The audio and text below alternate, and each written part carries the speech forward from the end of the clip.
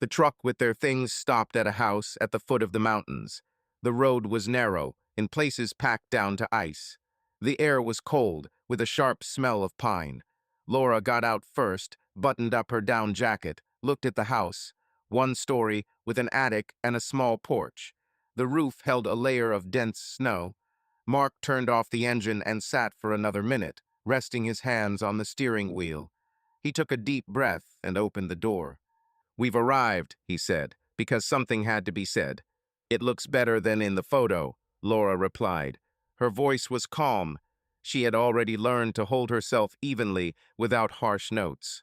That morning, they signed the papers with a local agent and got the keys.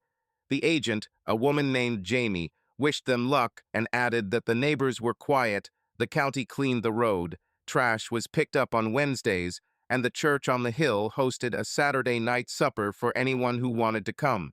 It all sounded like a promise of a simple life.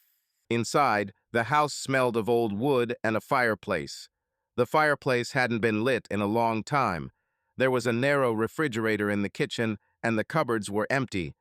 The window looked out onto a slope, bare bushes, and a parking lot of blue pickups on the neighboring lot. Mark went to inspect the garage. The roller doors were hard to open, the motor was rusty. But the place was good. A concrete floor without cracks, sockets on the walls, a sink in the corner. He already saw where he would put the carpenter's bench, where the bandsaw would stand, where he would fasten the miter box. He brought tools with him. Dualt, Makita, old but reliable. Everything was in boxes, tightly taped. "I'm going to the store," Laura said from the garage door. "I'll get some groceries, some salt for the path, and a kettle. There's no kettle here." "Get an extension cord and terminals," he said, "and batteries for the smoke detector." She nodded and went to the car. Mark returned to the house. The walls in the living room needed painting, but they held up. The floor creaked in places. In the bedroom, there was a wide window overlooking the forest. On the windowsill was a nut that someone had forgotten, shiny and alien. He put it in his pocket. By lunchtime, the guys from the truck arrived, unloaded the furniture, and signed the invoices. Laura returned with boxes from the supermarket and bags from the drugstore. She bought a white spiral notebook, 2 pens, and a small lamp for the bedside table. "For notes," she said when he saw the notebook, "I want to plan everything out so it doesn't fall apart." "It's useful," he replied. Mark enjoyed the first evening. They laid out plates and cups, put the kettle on, and turned on the heater in the living room. The snow fell steadily outside. The silence was thick, no sirens, no city hum. The house next door glowed softly. He found glasses in the box, poured some bourbon. Laura refused. She said she wanted a fresh head. "I'm going to Ace tomorrow to look at the boards and hardware," Mark said. "I need to build a workbench." "What about you?" "I'll go to the library and a cafe," Laura answered. "I'll find out about local groups. Maybe they need volunteers here, and we need to connect to the internet." They had dinner with canned soup and salad. They washed the dishes together. Then Laura went into the bedroom, brought a lamp, put it on the nightstand, and put a white notebook there. Mark noticed how carefully she ran her finger along the cover. The movement was smooth, habitual. He said nothing. In the morning, they split up. Mark went to the hardware store, Laura to the town center. The Ace turned out to be spacious, with wooden shelves and a polite salesman in a knitted hat.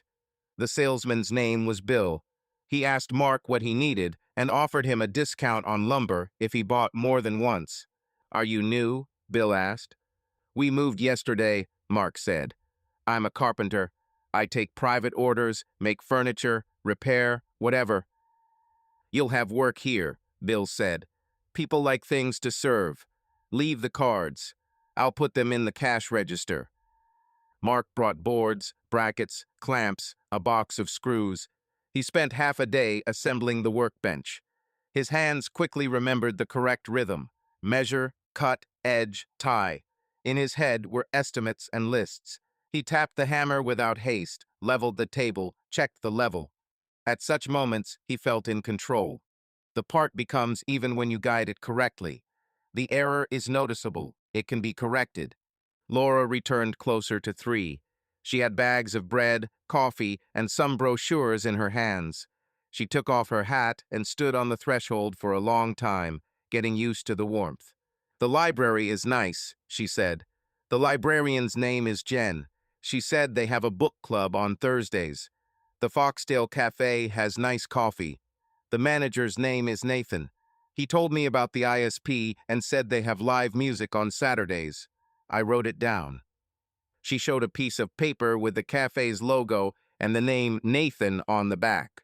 The handwriting was neat. Mark nodded. "There's dinner at the church tonight," Laura added. "Jen said we could come in and meet people." "Let's go," he agreed.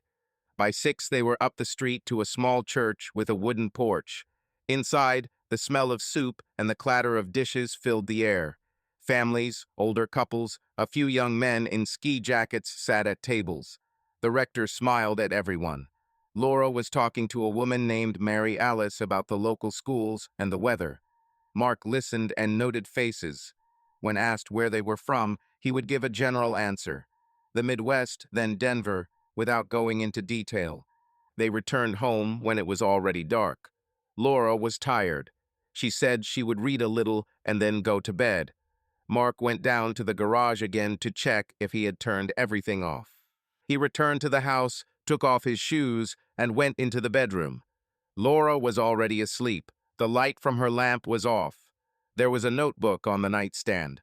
He stopped and looked at it for a few seconds. A thin white cover. Nothing extra.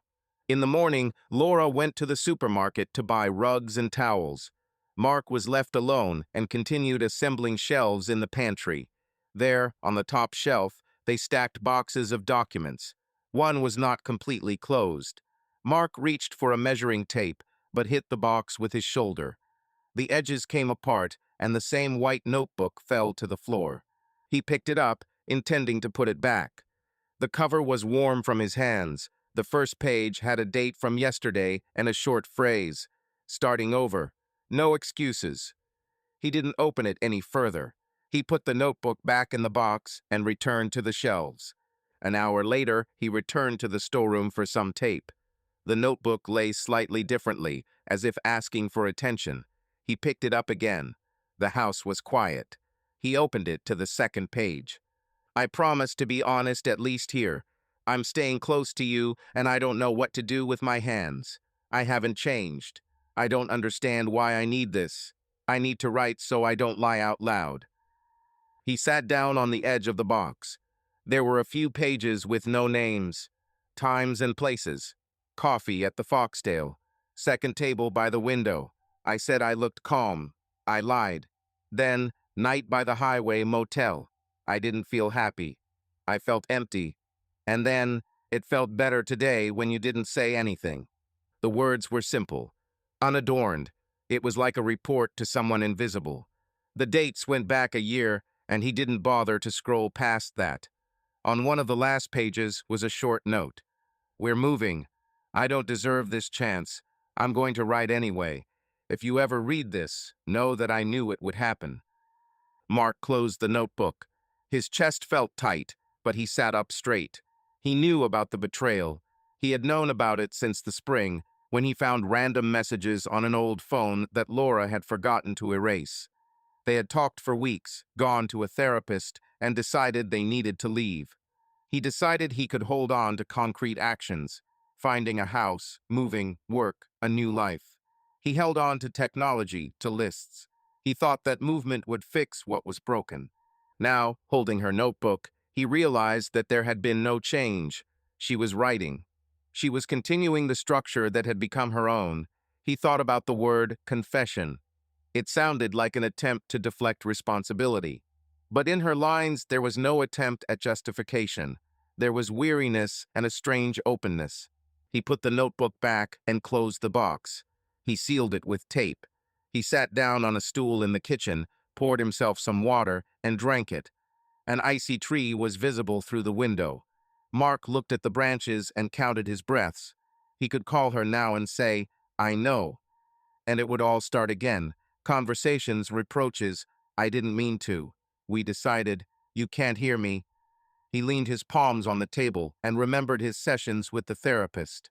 There they talked to him about honesty, about boundaries, about trust. It made him sick. He didn't want a conversation. He wanted control. He wanted to feel like he was doing something that had an effect. The doorbell rang, startling him out of his thoughts. Standing on the threshold was his neighbor from the house across the street, a tall man in a flannel shirt and with a red beard.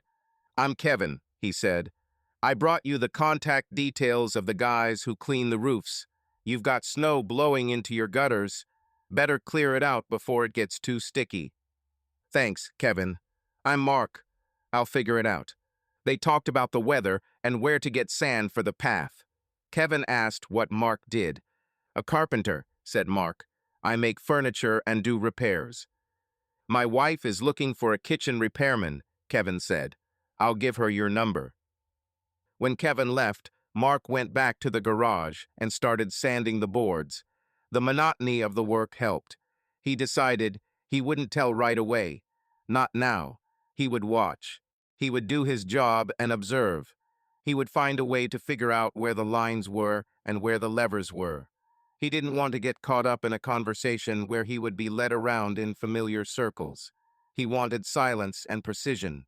Laura came in the afternoon, brought kitchen rugs, hung up new towels, and made coffee. They had a quiet lunch.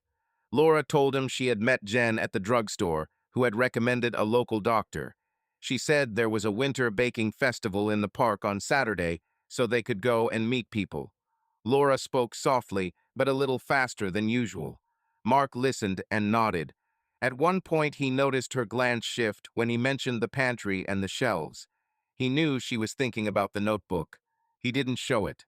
"Shall we go to the cafe tonight?" she asked.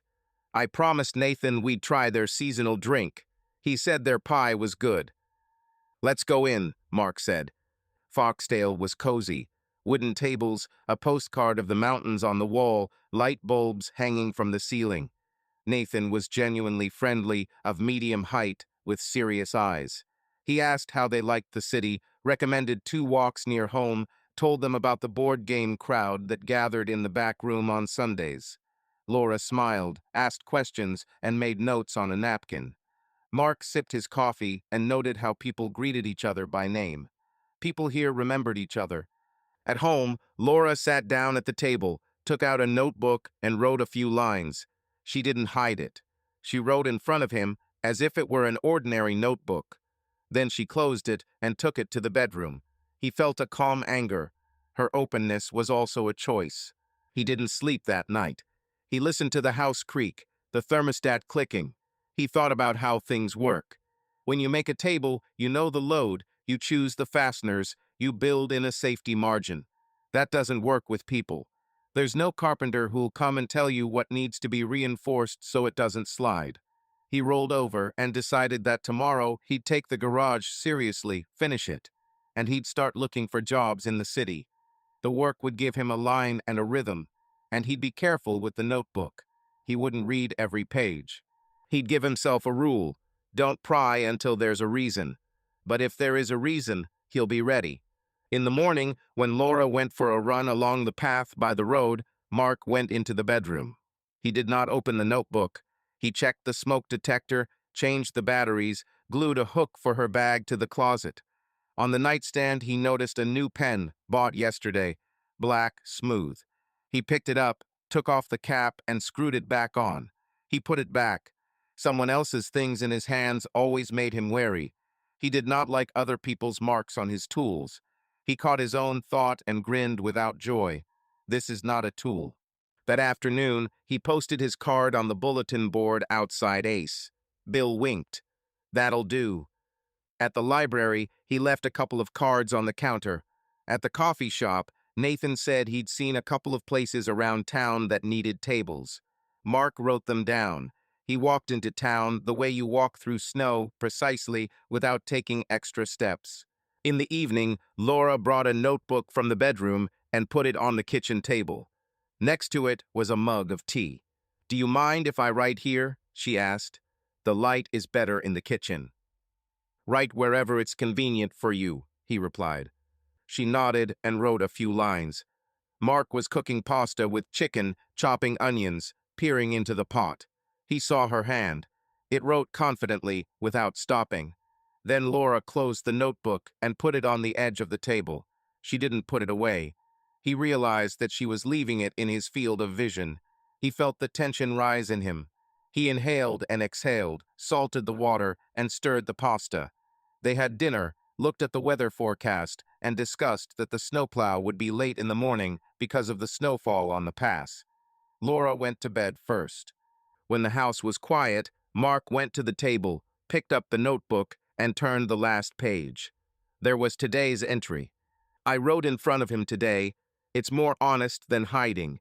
It's not a request for forgiveness. It's a fact. I don't know what he wants. I'm waiting. I'm ready to hear that he wants the truth too, and I'm afraid." He closed the notebook. The decision in him became firm, like a box closed with a tight hinge. He would not say now. He would watch and calculate.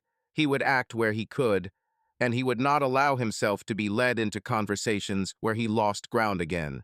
He was ready to wait.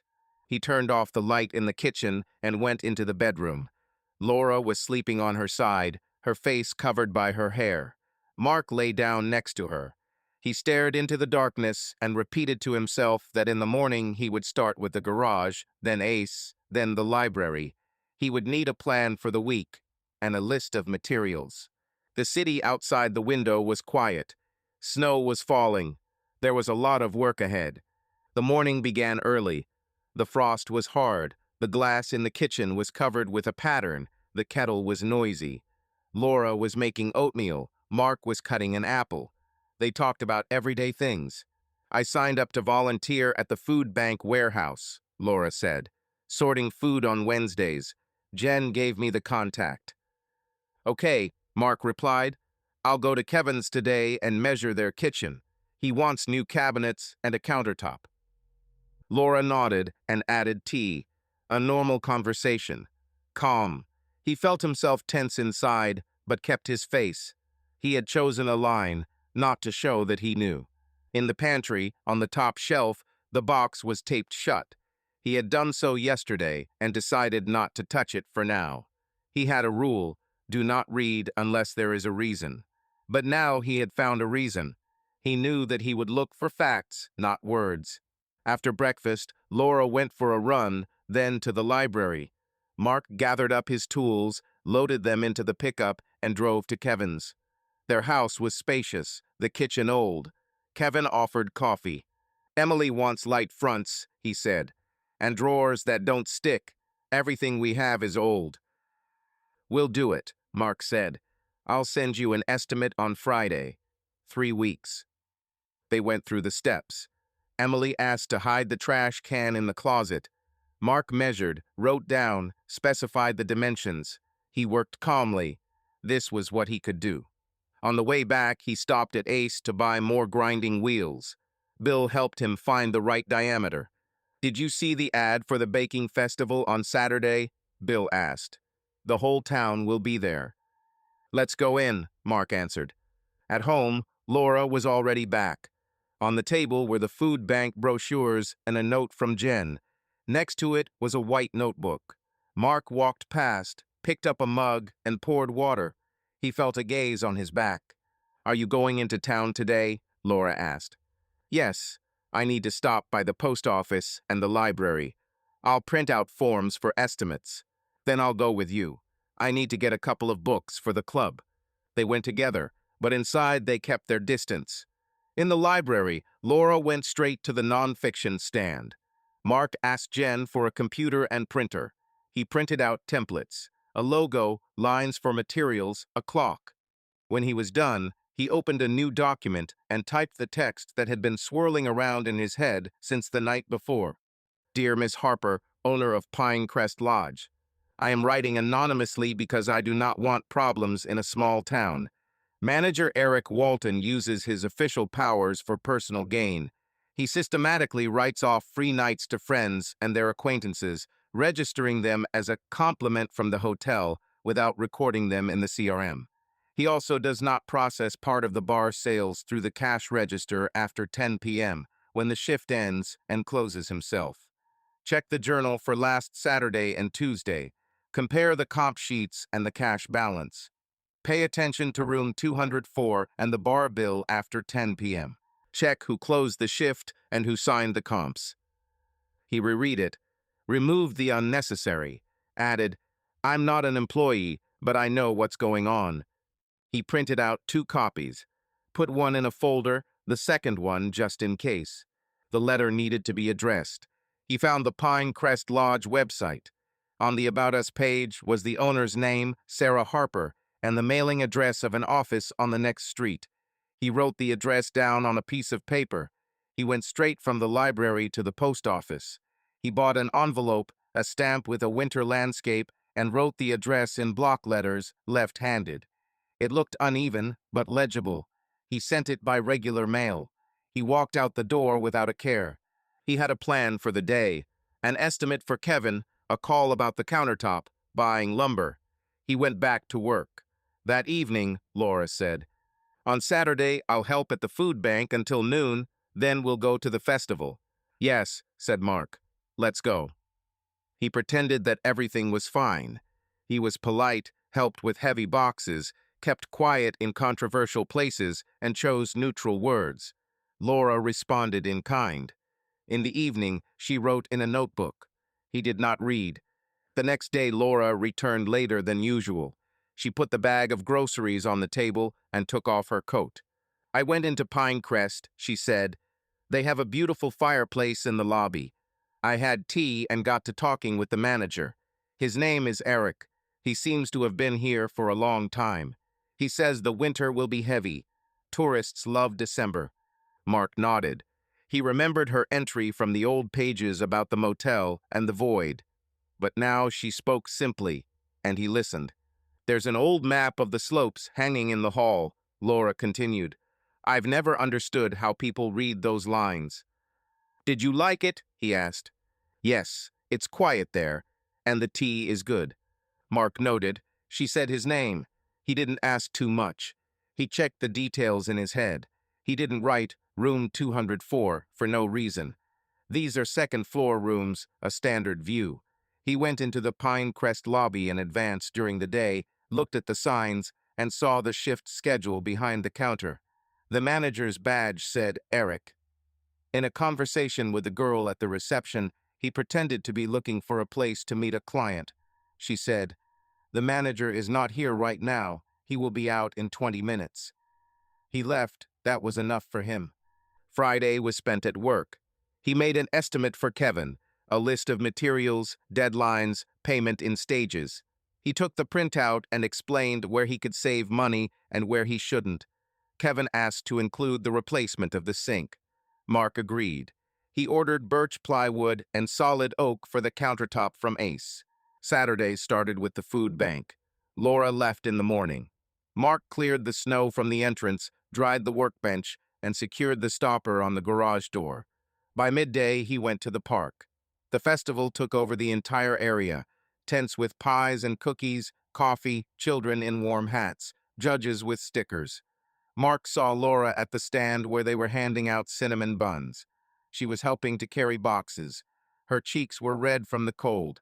She smiled at a volunteer named Karen. They laughed at the packaging, which gave in only on the third try. "You've come," Laura said when she saw Mark. "Come on, let's try some apple pie." They walked between the tables. People said hello, said names. Mark nodded and responded. He saw a tall man in a dark jacket stop 2 steps away.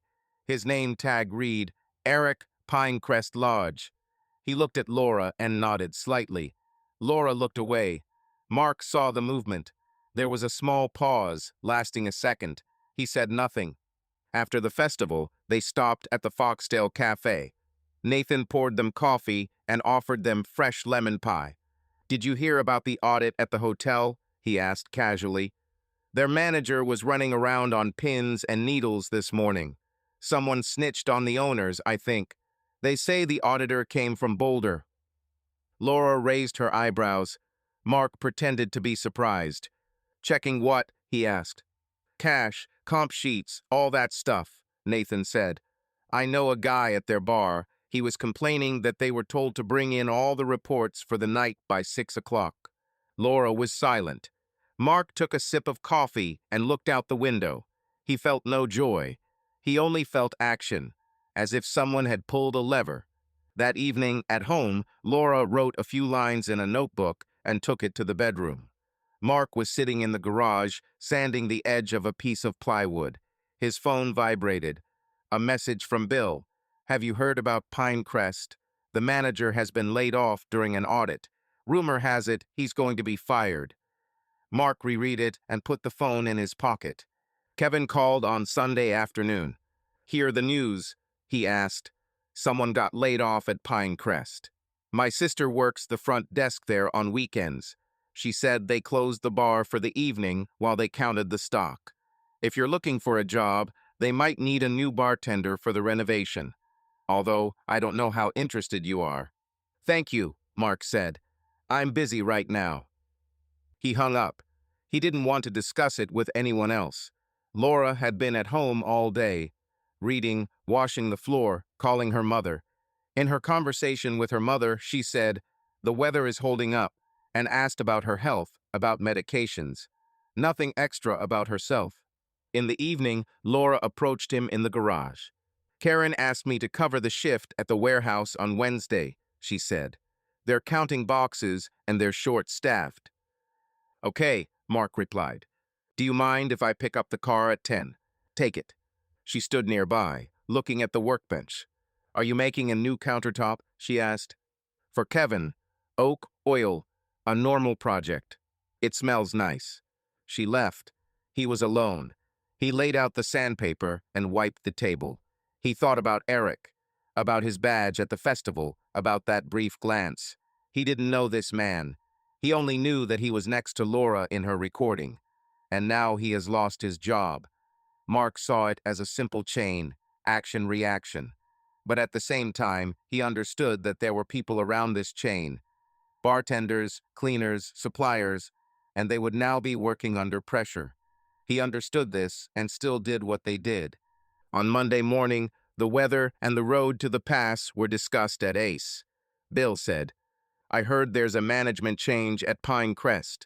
Sarah was in town, walking around the kitchen by herself. It's been a weird week. I hope things work out for them, Mark said. At the library, Jen asked Mark to help her move boxes of books. He agreed. As they walked, Jen said, Laura said you had a tough year.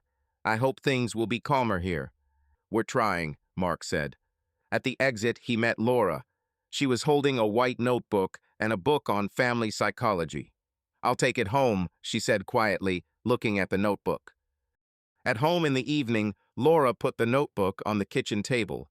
She sat down opposite, opened it, and wrote for a long time. He was cooking chicken in the oven. Halfway through the page, he saw the word silence out of the corner of his eye. He turned away.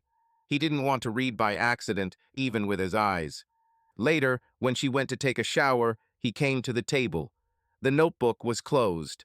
He didn't open it. He sat down and just sat there. It was heavy inside. He knew he had taken a step. A small one, but a tangible one. He hadn't told her. He had pretended not to know, and he had seen the result in someone else's life. That night, Laura went to bed earlier than usual. Her breathing was even. Mark lay there, looking at the ceiling.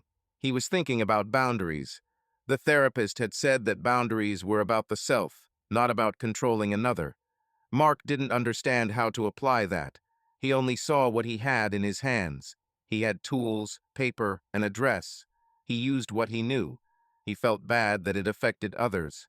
But he didn't see what else he could do without starting this conversation and drowning in words. In the morning, over coffee, Laura said, Someone got fired at Pinecrest yesterday. I heard people talking about it in the store. It's not a nice story. Small town, everyone knows everything. It happens, Mark answered. Laura looked at him. Are you okay? Yes. And you? Don't know. She fell silent, finished her coffee, picked up her notebook, and went into the bedroom. 5 minutes later, she returned, put it on the kitchen table, and left it open to a blank page. He saw that this was no accident. He carried the plates to the sink, turned on the water, and washed off the sauce. He chose silence again. During the day, Kevin sent a message. Estimate okay. We're doing it. Mark smiled for the first time in several days. The work was securing a foothold. He went to get wood, loaded the sheets, brought them to the garage, and laid them out on the racks. Then he ate without appetite, but he ate. He tried to sleep. In the morning, he began cutting the facades. His hands moved precisely. In his head, he heard short phrases with which he commented on each step to himself. In the evening, he finally opened the notebook. He had promised himself not to read it, but he backed down. The page was short. I knew that I was being read. I write because I can't speak otherwise. I don't make excuses. I'm scared. I see the world changing around me. I see that someone around me knows how to act and remain silent. I don't ask him to stop. I ask him to say what he wants. He closed the notebook. He felt the weight again. He wanted simple answers. There were none. He knew how to follow a pattern. He started with something simple. The first move had been made. Then he would choose what his ability to control the consequences would allow. It snowed non-stop for 3 days. The roads were cleared, but the sides of the road were covered in snow. In the morning, Laura checked her phone and news, closed sections of the highway, school bus delays. Mark turned on the heater in the garage and looked at the wet marks on the concrete floor from his boots. The heat didn't hold up well, but it was workable. There's a book club at the library today, Laura said over breakfast. Then I have to stop at the sporting goods store to pick up some gloves. Jen asked me to bring a couple of boxes to the warehouse. I'm taking measurements with Kevin this afternoon, Mark replied. I'll stop by Ace in the morning to pick up some edging. She nodded and cleared away the plates. The white notebook lay on the edge of the table, closed. She had written longer than usual yesterday and taken it to the bedroom. Mark kept out of it. At Ace, skiers were crowded at the cash register. Bill was chatting briefly, rubbing his hands from the cold. They say the county inspector's been going around to houses with unregistered rentals, he said as he punched in the check. Tourists are complaining about hot tubs and smoke in the bedrooms. The baths are installed without grounding. That's where the smoke comes from, said Mark. He grabbed a roll of edge banding, oil, and a set of dowels. On the way home, he stopped at the post office to pick up a letter for Kevin. As he was leaving, he ran into a guy in a red jacket with a ski patrol patch. The guy smiled, apologized, and walked out. The badge said Tyler R. Laura wasn't home. The living room was quiet, a mug with the remains of tea and a postcard with a shopping list on the kitchen table. Mark went into the garage. There was an oak board on the workbench. It needed to be cut to fit the facades. He ran his palm over the surface. The grain was leading to the side. If you cut in the wrong direction, it would chip. He changed the angle, tightened the fence, and made a test pass. The edge came out even. Kevin stopped by during the day. Emily wants you to look at the laundry room too, he said. The floor's sagging there. Tomorrow morning, Mark answered. Kevin stood there, looked at the workbench, praised the order, and left. Half an hour later, Laura returned. The club went well, she said. We discussed a book about change. No one came to the same conclusions. Everyone experiences it differently. It's business as usual, Mark said. She put a bag of sports gloves and a receipt on the table. The receipt said Base Ridge Sports, and the salesman's name was Tyler Reed. She put the receipt in her pocket, but Mark didn't miss it. He didn't say anything. In the evening, they went to the supermarket. Laura picked up some baking supplies for the weekend. Mark noticed her lingering at the ski pass stand. She wasn't skiing, but she was looking at the poster with concentration. Thinking about starting? He asked. I don't know, she said. Jen says they have a nice beginner slope. We could try a lesson. Do as you decide. At night, Mark was awakened by the sound of the wind. The house smelled of wood and detergent. Laura lay quietly. He remembered the black pen on her nightstand. He got up, went to the kitchen, and drank some water. The white notebook lay on the table. He sat up, opened it to the last entry. They were talking at the club today about how it's hard to tell the truth because of shame. I can write. I can't talk. It's not a game. I met Tyler at the bar at Base Ridge. He's normal. He asked how we were doing. He looked straight at me. I write so I don't go around in circles. Mark closed the notebook. The word normal stuck in his mind, but it didn't explain anything. He went back to the bedroom and lay awake until the alarm went off. In the morning, Laura went to the library. Mark loaded up the tools and went to the resort base. A friend from a church dinner called him and asked him to look at the cabinets in the utility room by the kitchen. The doors were warped. He did the job in an hour and went out through the service entrance. Between the lodge and the rental, there were 3 people in red jackets with crosses on their backs. One was the same one from the post office, Tyler. He was arguing on the phone, stepped aside, and noticed Mark. "Are you a carpenter?" he asked, pulling up his glove. "Yes. My neighbor gave me your card. The handrail on the stairs in my house fell off, and the door is stuck. Can you come by today?" Mark nodded. He didn't say he'd seen his name before. They exchanged addresses. Tyler's house was a block from their street, a 1-story building with a low porch. There was snow on the railings, a little ice on the roof. The inside smelled of wet gear and coffee. Jackets with patches hung on a rack. Avalanche transceivers sat in the corner. A stack of plastic rental bracelets sat in the kitchen. It was in plain sight. "The handrail is here," Tyler said, pointing to the basement stairs. "The hardware broke yesterday, and the back door is jammed." Mark leaned over and checked the fastening. The holes were loose, the screws were tearing the wood. He took longer screws, added a hidden fastener, reinforced the joint with angles. Tyler stood nearby.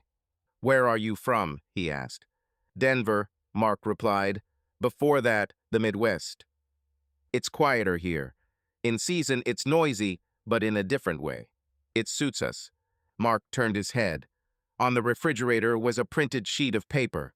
"Guest instructions. Lower studio, private entrance. Please do not use heater in bathroom." Below was the code to the lock and a request to close the curtains. On the shelf by the wall were 4 identical keys for the electronic lock. By the back door were the traces of passengers, suitcase stains on the rug, visible even in winter. Above the door was a wire to a camera plugged into an outlet without a box.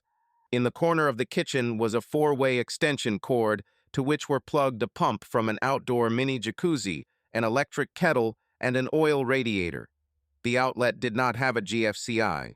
On the table was an open laptop with the host dashboard tab open. All of this was in plain sight. Mark did not rummage around, did not open cabinets. He memorized. "Should I replace the door or can I fix it?" Tyler asked. "You can trim it, replace the hinges with reinforced ones," answered Mark, "and install a normal latch. It's useless to install it now. The frame is crooked. Please do it." Mark took the doors off, planned them, and cut new hinges. Tyler brought him a mug of coffee. "People here sometimes complain about inspectors," he said. "They like to come through with inspections. Last week, they made a neighbor take down a potbelly stove in his garage. They said it was unsafe. I think sometimes they go too far."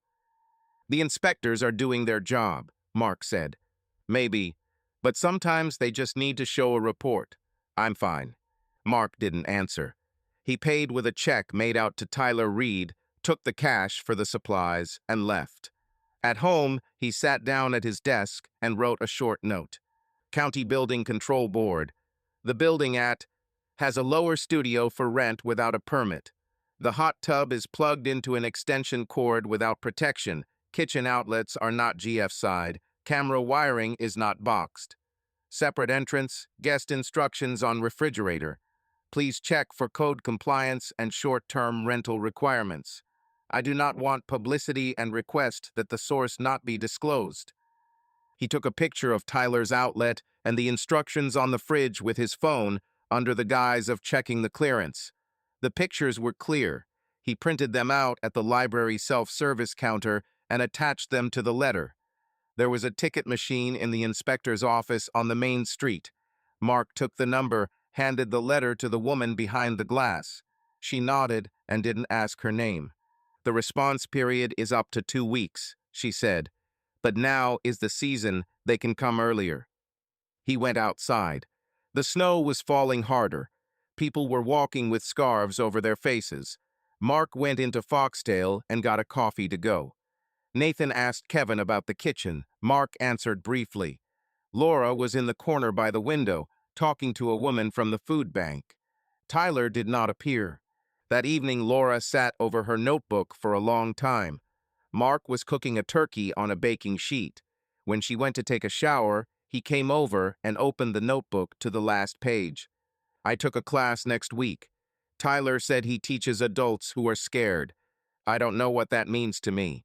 Yesterday, we sat in the car at the rental store and didn't say anything. His eyes were tired. He spoke without playing. I put my hand on his shoulder. It was warm there. I was cold at home. Our bedroom is cold, even with the heater on. I don't know how to fix it. I'm not making excuses. He closed the notebook. He read the words about the cold without surprise. He felt it himself. 2 days later, Tyler had his test. Mark found out about it at Ace while he was standing by the varnish shelf.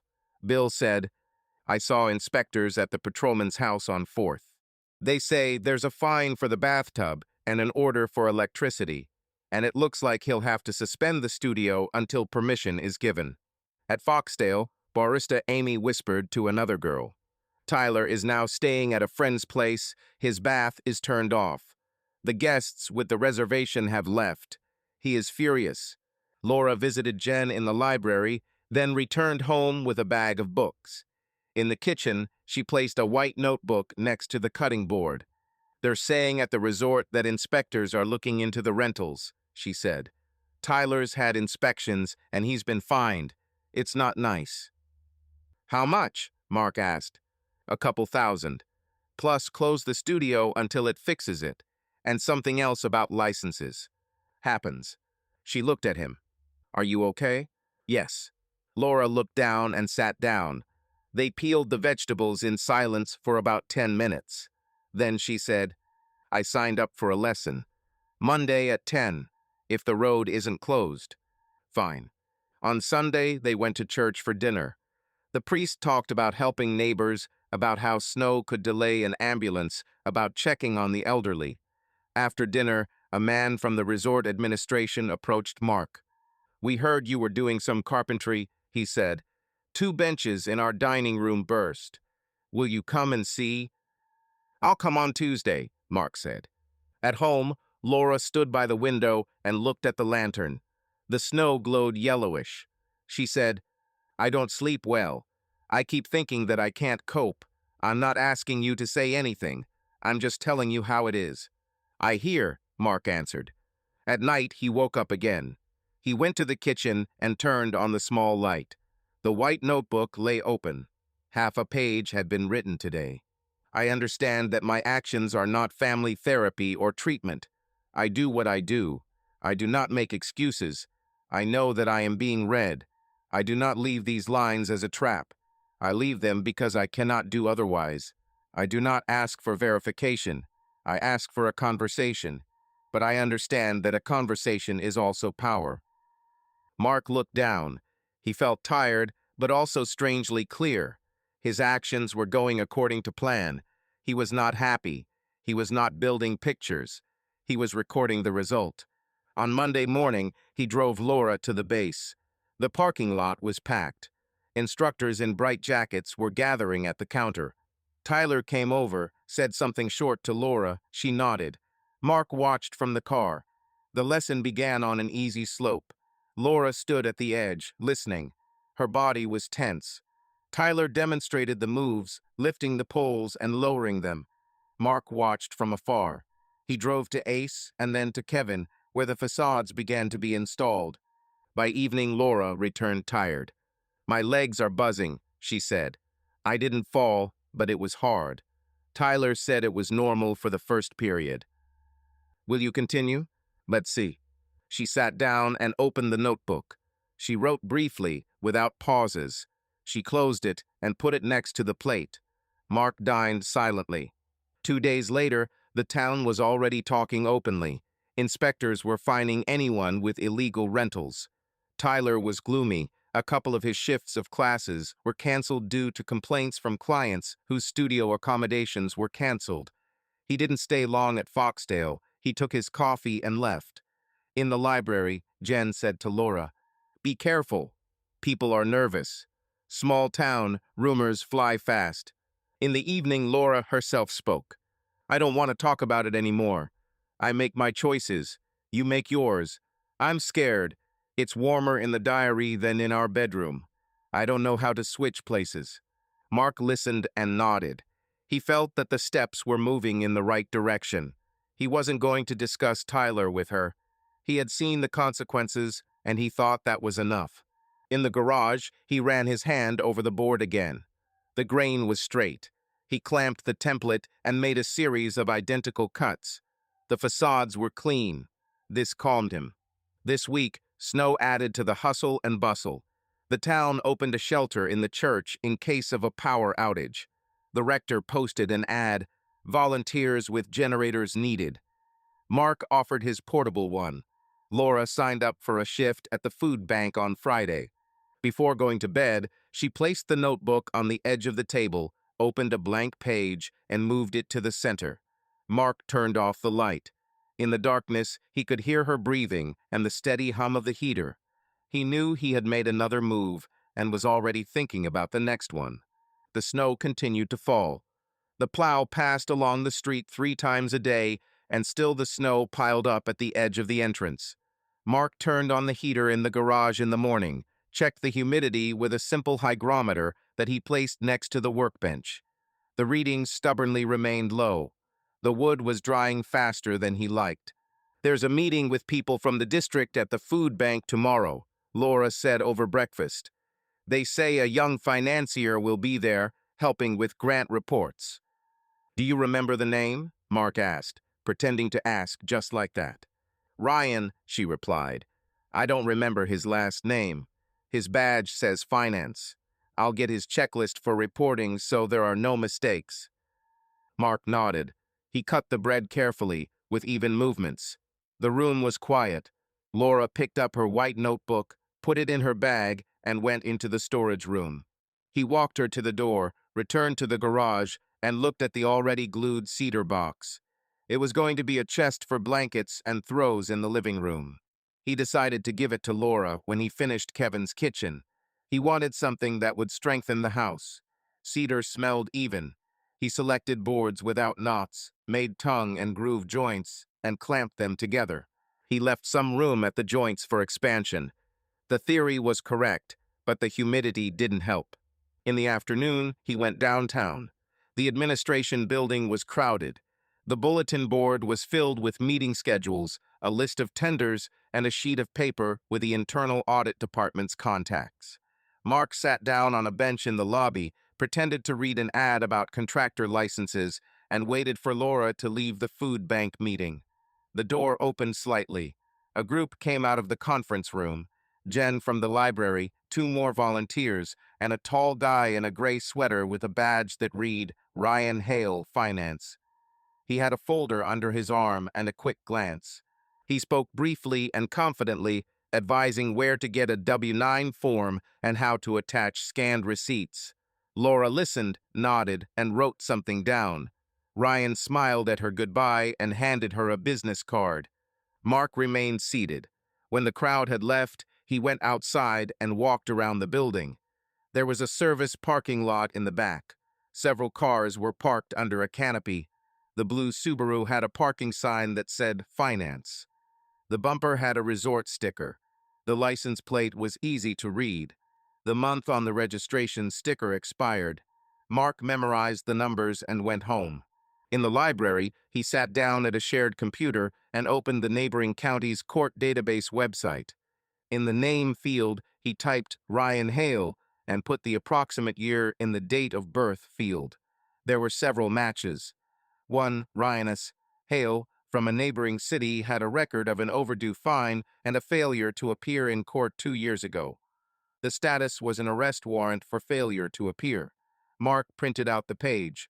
Next, he opened the official county employee directory and confirmed that there was indeed a Ryan S. Hale, a junior analyst, working for the administration. He printed it out again.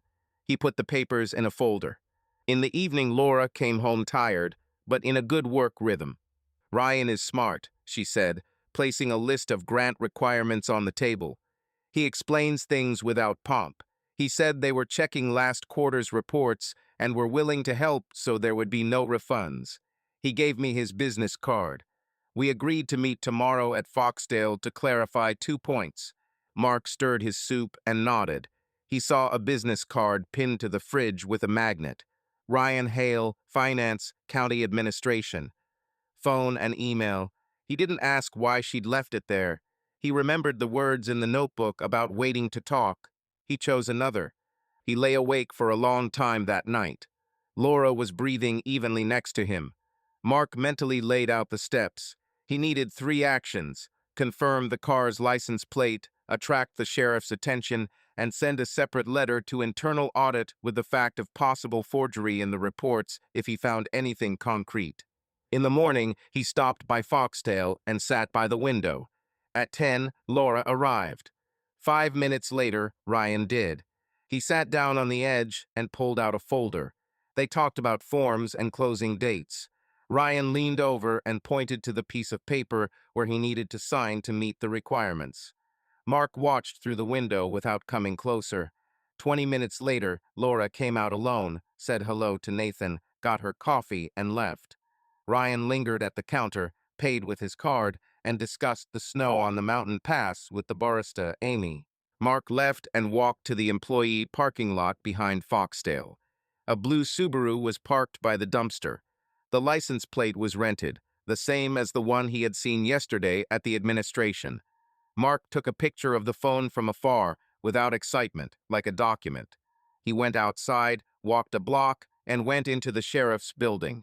A woman with a short haircut was sitting by the window.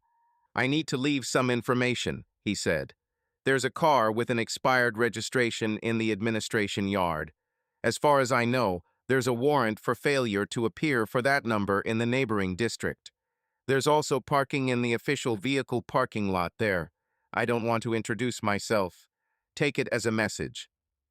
The woman asked for the number, wrote down the brand and color. She asked for the address. Mark gave the exact location. She nodded.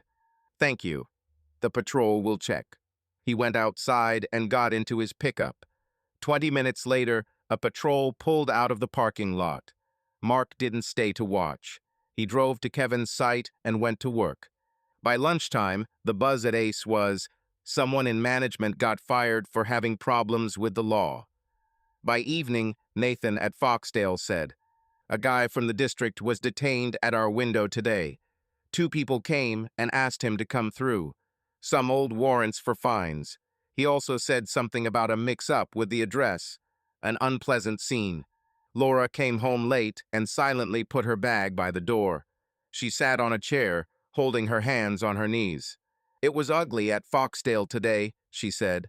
2 sheriff's officers came and took the guy away. People just stared. Amy cried afterward, saying she had a class with him in college. "I don't like scenes like that." "He'll cope," Mark said, although he didn't know whether it was true or not. Laura looked at him and looked away. "I wonder how long things stay up in the air in a small town," she said. "A week? A month? Or until spring?" Differently. At night, Mark opened the notebook. There was a short note on the page. "Ryan, they took him away today. I feel guilty and angry at the same time. He's not a bad guy. He had a list of local grants on his phone, and he was happy when he found the line about food for families. I'm not making excuses. I understand that events are happening around me. I don't know where they started." Mark closed the notebook. He felt no relief. He only felt that the step had been taken. He went into the garage and turned on the lamp above the workbench. The cedar chest was waiting to be sanded. He removed the clamps, checked the diagonals, ran his palm along the sides.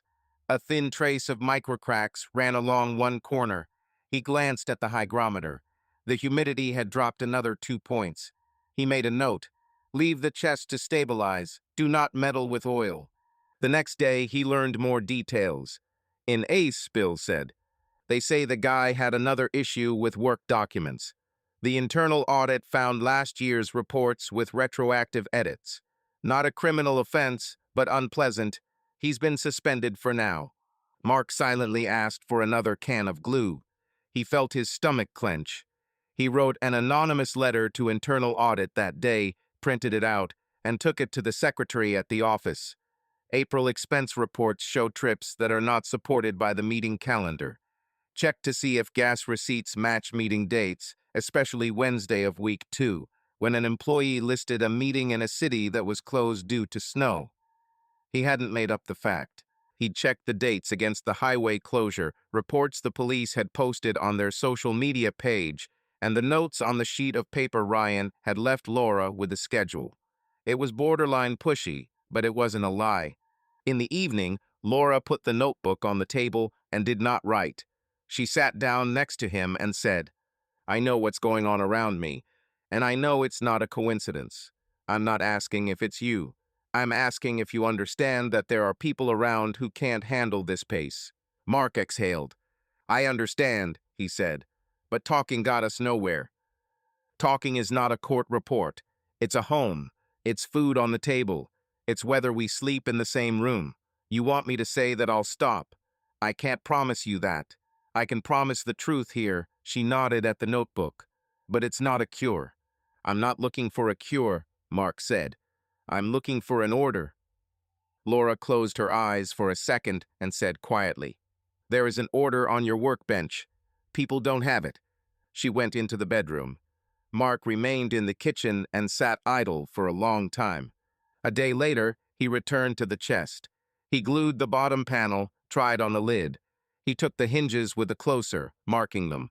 When he drilled the holes for the screws, a dry sound was heard in the sideboard. An obvious crack appeared on the edge. Mark froze, put down the drill, ran his fingernail along the line. The crack went to the tenon along the early growth of annual rings. He shone a flashlight, saw a gap. The humidity had dropped even more. He tried to tighten it with a clamp. The line did not close. The glue had already seized on the adjacent joints. There was no freedom of movement.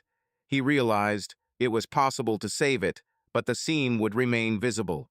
He sat down on a stool and looked at the crack. Anger rose inside. He pulled himself together, took out thin dowels, cut a groove and cut in a butterfly tie to stop the growth. The solution worked, but not what he wanted initially. He did not like such compromises. He placed the chest against the wall, covering it with fabric, moved it aside and worked on the facades for Kevin, where everything was going according to plan. There were deadlines and money. There was a contract. Meanwhile, the talk of the town was Ryan. In Foxdale, Amy said. He was released on bail. He'll be back when they sort out the warrant. But they say they're not happy at work. The audit is angry with him. Laura stood in line, holding her coffee with both hands. People make mistakes, she said. We all do.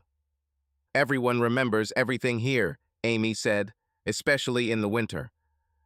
At home, Laura wrote a few lines in a notebook and left it open. Mark came later.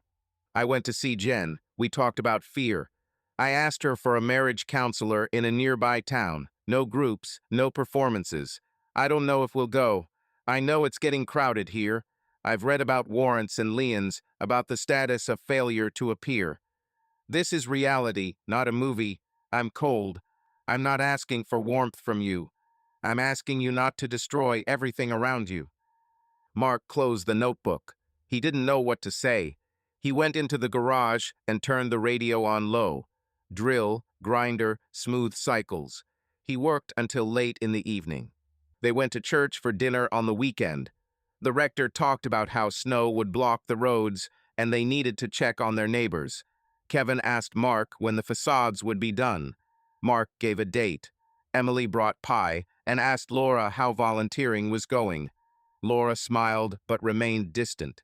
On the way back, Laura said, "Did you make the chest?" "Almost," Mark replied. "We need to finish the lid." "Is this for us?" "Yes, for blankets. Thank you." They fell silent. At home, Laura wiped down the table, checked the food bank list for the week, and went to bed. Mark stayed by the window. The snow outside the glass glowed from the streetlights. He turned on the nightlight in the kitchen, went to the chest, and ran his finger along the embedded butterfly. The cut was precise. The seam held, but the crack line was still visible, no matter how much you sanded it. He turned off the light and went into the bedroom. Laura was lying on her side, not sleeping. "I knew from the start that you noticed," she said quietly. "I don't know what it does to you. I know what it does to me. I wake up and think about who's going to get hurt today." "Me too," he said, "but it's been hurting for a long time." I don't argue. The snow had eased for a couple of days. The roads were wider, and dark stripes of sand had appeared on the sidewalks. Mark was finishing the facades for Kevin's kitchen, checking the gaps. On the table in the garage lay a cedar chest with a butterfly cut into it. The seam held, but the crack line had not disappeared. He no longer tried to hide it, only sanded it so that his fingers would not get caught. "Emily asked me to see if you could handle the laundry too," Kevin said over the phone. "Any deadline will do, as long as it's by the end of the month." "I can handle it," Mark replied. "I'll bring the facades on Thursday. We'll discuss it there." He hung up and went back to the chest lid. The hinges closed smoothly, but the edge played a little. Mark put a thin lining under it and achieved a smooth closing. He realized that the gift he wanted to put the house together with would remain with a visible patch. He accepted this as a fact and put the chest on the shelf. Laura was running between the food bank and the library in those days. She brought home shift lists, sticky notes, and packets of pasta to type. She still treated her notebook openly. Sometimes she left it in the kitchen next to a mug of tea. Sometimes she took it into the bedroom and put it on the nightstand. On Monday, Mark stopped by the drugstore to get bandages and wipes for the workshop. The skin on his fingers was cracking in the winter. An elderly woman, short and wearing a dark coat, was standing at the cash register. The pharmacist spoke dryly. "Your insurance does not cover the drug from this month. You had a benefit through a corporate plan, but the status is terminated. We can offer a discount card, but the amount is still high." The woman was confusedly sorting through the bills in her wallet. "I don't understand," she said. "My son always paid. He said he had problems at work, but I need insulin today. Today, not Friday." "I can call your son," the pharmacist suggested, "or I can draw up an invoice and put it aside." "No need to call," she answered quietly. "I'll call myself." She said the name. Mark recognized it. Walton, Eric's mother. He stood to the side, clutching the box of bandages. The woman walked away, sat on a plastic chair by the window, and took out her phone. She spoke briefly. "Eric, I am here." "No, they say." "Yes, I'll wait." Then she put the phone away and just sat there, holding the handle of her bag. Mark walked up to the register, paid for his change, and walked out. The street smelled of damp rubber. He got into his truck, turned on the heater, and stared at the drugstore window for a few minutes. His throat was dry. He drove home, but stopped a block away and sat in silence. He knew that this particular scene was a direct result of what he had done. He felt no pride. He laid it out. The layoff, the delay in paperwork, the insurance policy being broken, the man at the register. He took a deep breath and drove on. Laura returned late in the evening. From the doorway, she asked, "Did you stop by the pharmacy?" "Yes. There was a woman there, the mother of that manager from Pinecrest. I recognized her from a photo on the hotel bulletin board. She was denied coverage. She almost cried. I gave her Karen's contact, will help with the forms and a temporary drug program. The food bank has a list of funds." "Okay," Mark said. Laura looked at him more closely. "I'm not asking." He nodded. Inside him, he felt empty and noisy at the same time. He had chopped the salad too finely, sprinkled it with too much salt, and corrected it with lemon juice. They dined in silence. The next day, at the resort base, they were discussing school competitions. Karen, the one from the food bank, waved to Laura from the parking lot. Can you imagine, our trainer for adult beginner groups has been removed from his shifts. They say until they sort out the paperwork. My nephew signed up for a meeting with him as a mentor, and now everything has fallen through.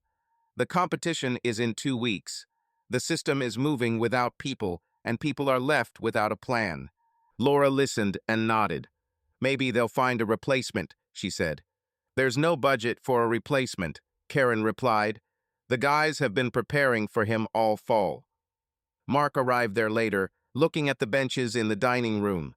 The director asked him to replace the cracked crossbars. While he was measuring, he heard snatches of conversations. Tyler was fired, complaints from guests, children without a coach. He did not interfere. He did the work, length, width, fasteners. The customer asked for a deadline, Mark named it. They agreed. That same day, the calls started pouring in. First, a woman from a nearby street called and introduced herself as a member of the homeowners' council. We heard that you make built-in wardrobes. We need neat shelves in the hall. And my husband also wants to close the trash cans with a box, so that there is no smell and so that everything is according to the rules. Do you work with composite? Yes, said Mark. I'll come and take measurements. Then the deacon from the church, Paul Henley, called. We need help with the benches. They creak, one board is cracked, and also a cabinet for inventory. You are a neat person. Come on time. This is important to us. Next comes a woman from the school administration. The psychologist's office needs a secure document cabinet, with a key without any play. The management likes order. The expression loves order was often heard. People said it as a compliment. Mark wrote down addresses, put them in the calendar, and marked materials. He was needed. It gave him support. But at the same time, he saw the consequences of his moves growing around him. In the evening, Laura opened a white notebook right in the kitchen, without going into the bedroom. He noticed the lines out of the corner of his eye, short and sharp. You take steps without raising your voice. I hear them even when you are silent. If you want to speak, speak. If you want to continue, continue. I will write. I do not ask for indulgence. I no longer pretend not to understand. He did not read further. She wrote for him to see. He saw. On Wednesday, he delivered the cabinets to Kevin's. Emily was home, delighted with the new look of the kitchen. Smooth and calm, she said, running her hand along the edge. Thank you for taking your time and doing it right. Kevin put the check down. Neighbor Steve wants you on the deck in the spring, he said, and our HOA decided to update the rules boards by the mailboxes. Everything's loose there. They asked for a recommendation from someone smart. I gave them your number. Mark nodded. He noticed the words rules evenly, smartly floating in the air. It was familiar to him. He knew how to work like that. He left feeling like he was coping. On the way home, I stopped at Foxdale. Nathan was standing by the coffee machine, chatting with Amy. I heard, Nathan said, Eric's mom's in trouble with her insurance. Jen's raising money for the meds through her church. If you want, throw some cash in. I've got a box on the shelf. I'll throw it in, said Mark, and put down 20. Nathan thanked him briefly. He didn't ask questions. The small town was used to everyone having their own story. In the evening, Laura returned tired, but stood up straight. We got Mrs. Walton a free program for a month through the county clinic, she said. From there, it's a matter of timing. She had a social worker come to her house to see how she's doing. I see, said Mark. I'm not trying to tell you that everything can be fixed, Laura added. I'm just saying that we're doing what we can. He nodded. He wanted to ask if she had seen Tyler today, but decided not to ask. She spoke after a pause. Tyler is furious, but he's restrained. He's been suspended for 2 weeks. They said that once he fixes the violations and doesn't complain about the rent, he'll be back on the schedule. And the kids have competitions. He's to blame for some of the problems. I don't argue. But there's a whole group of kids who were hoping. I heard, Mark replied. They're discussing it in the dining room, too. He stayed in the garage longer than usual that night. He marked out shelves for the school, cut composite, drilled holes for the awnings. New messages with orders flashed on his phone. He wrote them down, marked them. The list grew. It was like a stream, only controlled. He was tired, but the tiredness was understandable. The next day, Mark saw Mrs. Walton again at the drugstore. She was talking to the pharmacist. There was a temporary program card on the cash register. The pharmacist was smiling. Everything is approved. Take it.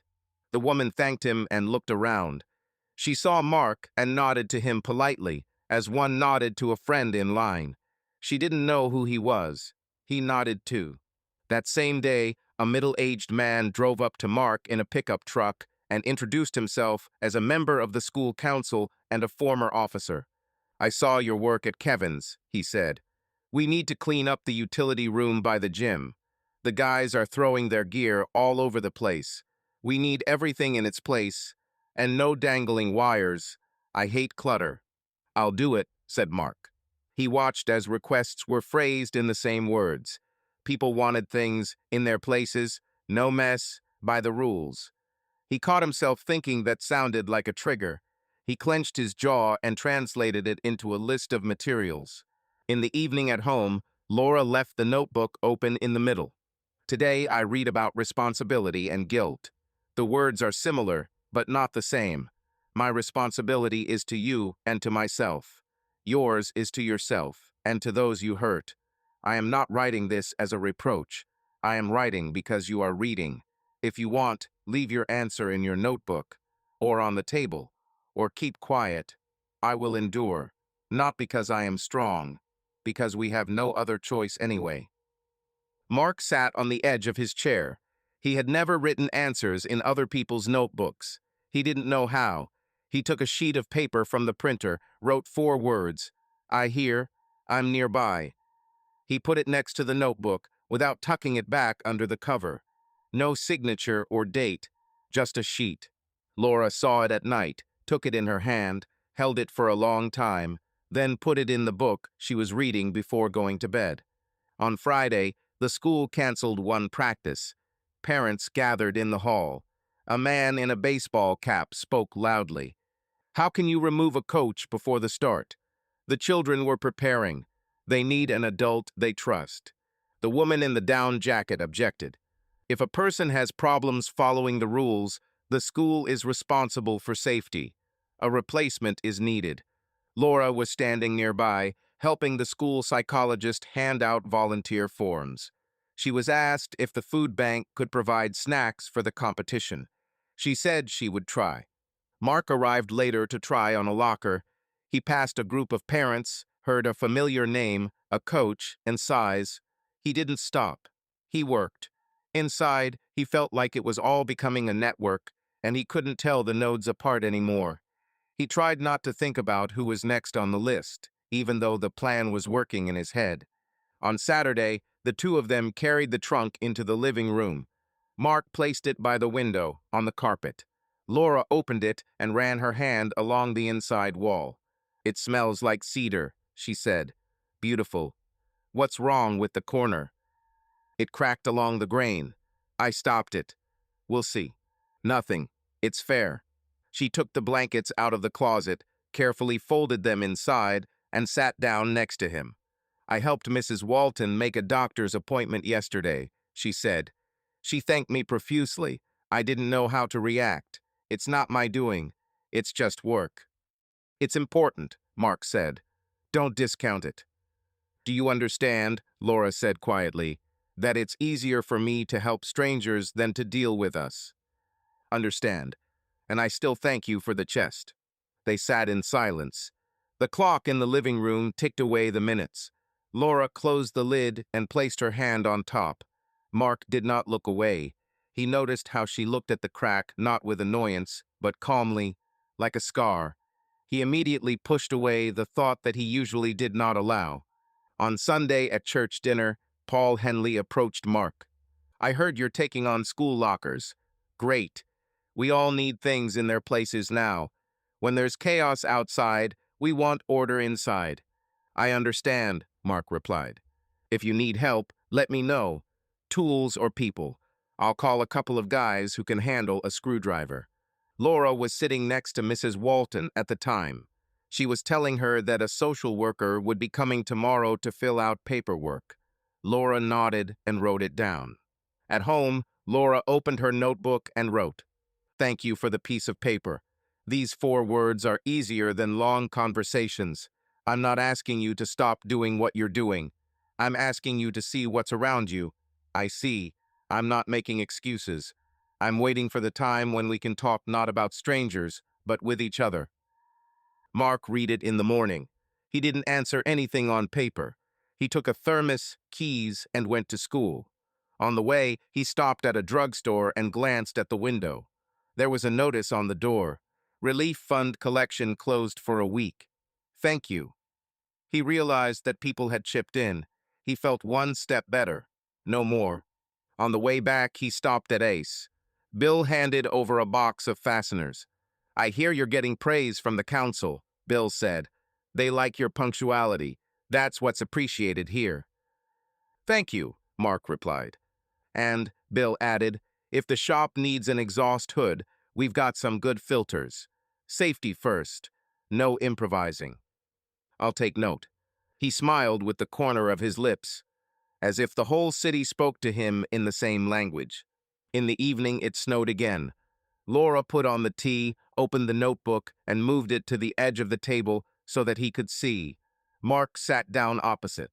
"The food bank's bringing in from the county tomorrow," she said.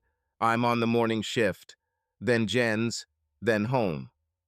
I'm at school until lunch, then I'll look in Paul's equipment cabinet." "Fine." They looked at each other longer than usual. Laura's eyes were calm, tired. Mark's were wary, but not harsh. He understood finally. She knows. Not by guessing, not by hinting. She knows, and she's not leaving. And she writes because it's her way of not falling apart. He turned off the light in the kitchen, and they went to their rooms. In the living room, the lid of the chest clicked quietly. The crack was there. It hadn't gone anywhere. They both accepted it, like they accept a change in the weather, without beautiful words. In the morning, the radio broadcast a warning: heavy snow, winds, possible power outages. The district asked not to leave unless necessary. Mark checked the gas in the snowblower, took flashlights and batteries out of the closet, put a pot of water on the gas stove to have a supply of hot water. Laura packed a volunteer bag, gloves, disinfectant, a notebook, several packs of disposable teacups. "The church is opening a shelter," she said. "Paul asked to come at 2. There will be families with children and a couple of elderly people whose stoves are not working." "I'll drag the generator," Mark replied. "Keep your phone on charge in case the connection dies." They moved calmly and to the point. Mark rolled the portable generator out of the garage, checked the oil, threw a gas can, extension cords, and duct tape into the back. The snow was falling thickly, the wind lifting it from the ground. On the porch, Kevin, the neighbor, waved his hand. "Our stove is noisy. If there is trouble, will we come to you?" "Come on in," Mark said. "Or to church. I'll be there." By 2 o'clock, the church parking lot was covered in snowdrifts. Volunteers with shovels were clearing the path. Inside, it smelled of soup from a big pot and wet jackets. Paul Henley, in a warm vest over a shirt, was coordinating people, who was setting up camp beds, who was making tea, who was greeting at the door. Mark went into the utility room, set up the generator, ran a cable to the kitchen, checked the load. Paul came over and shook hands. "Thanks for bringing this," he said. "If the power goes out, the kitchen and a couple of lamps will get us through the night." "How many people do we have?" Mark asked. "There are 12 registered as of now. Deputy Sheriff Brad Keller should be arriving to check on the premises as we declared them. He was instructed to drive around the points." Laura was already boiling water, setting out thermoses and paper cups on the table. Mrs. Walton came up to her, wearing a hat and a warm scarf, holding a gray bag. Laura sat her closer to the kitchen, brought her tea, and covered her knees with a blanket. The woman thanked her briefly. Two teenagers in ski pants were moving around nearby, stamping their feet, warming themselves. The lights flickered at 2:30. The generator was running smoothly, but Paul still asked everyone to turn off any extra lights. 15 minutes later, the door swung open and Brad Keller walked in tall, wearing a sheriff's vest over his winter coat, with a walkie-talkie slung over his shoulder. "How are things?" he asked, looking around the room. "Who's in charge of the facility?" "Me," Paul said. "Paul Henley. This is Mark." He brought the generator. "Great. Let's just walk around. We need to make sure the emergency exits aren't blocked and no one is overheating the heaters." The three of them walked around the hall, the kitchen, and the utility rooms. Mark showed the extension cord and the wiring diagram. Brad noted that everything was okay. On the way out, he stopped at Laura, who was putting cookies on plates. "Thank you for coming," he told her. "If it gets cold, let us know. We'll bring more blankets." Laura nodded. Brad's gaze was calm, without unnecessary warmth, but attentive. Mark noted this for himself and said nothing. By 5 o'clock, the howling wind had grown louder. The lights went out for a few minutes. The generator pulled the lamps and the kettle. Then the power came back on. People were arriving. A woman holding a child, a man with an oxygen concentrator, two workers from the resort whose road had been blocked.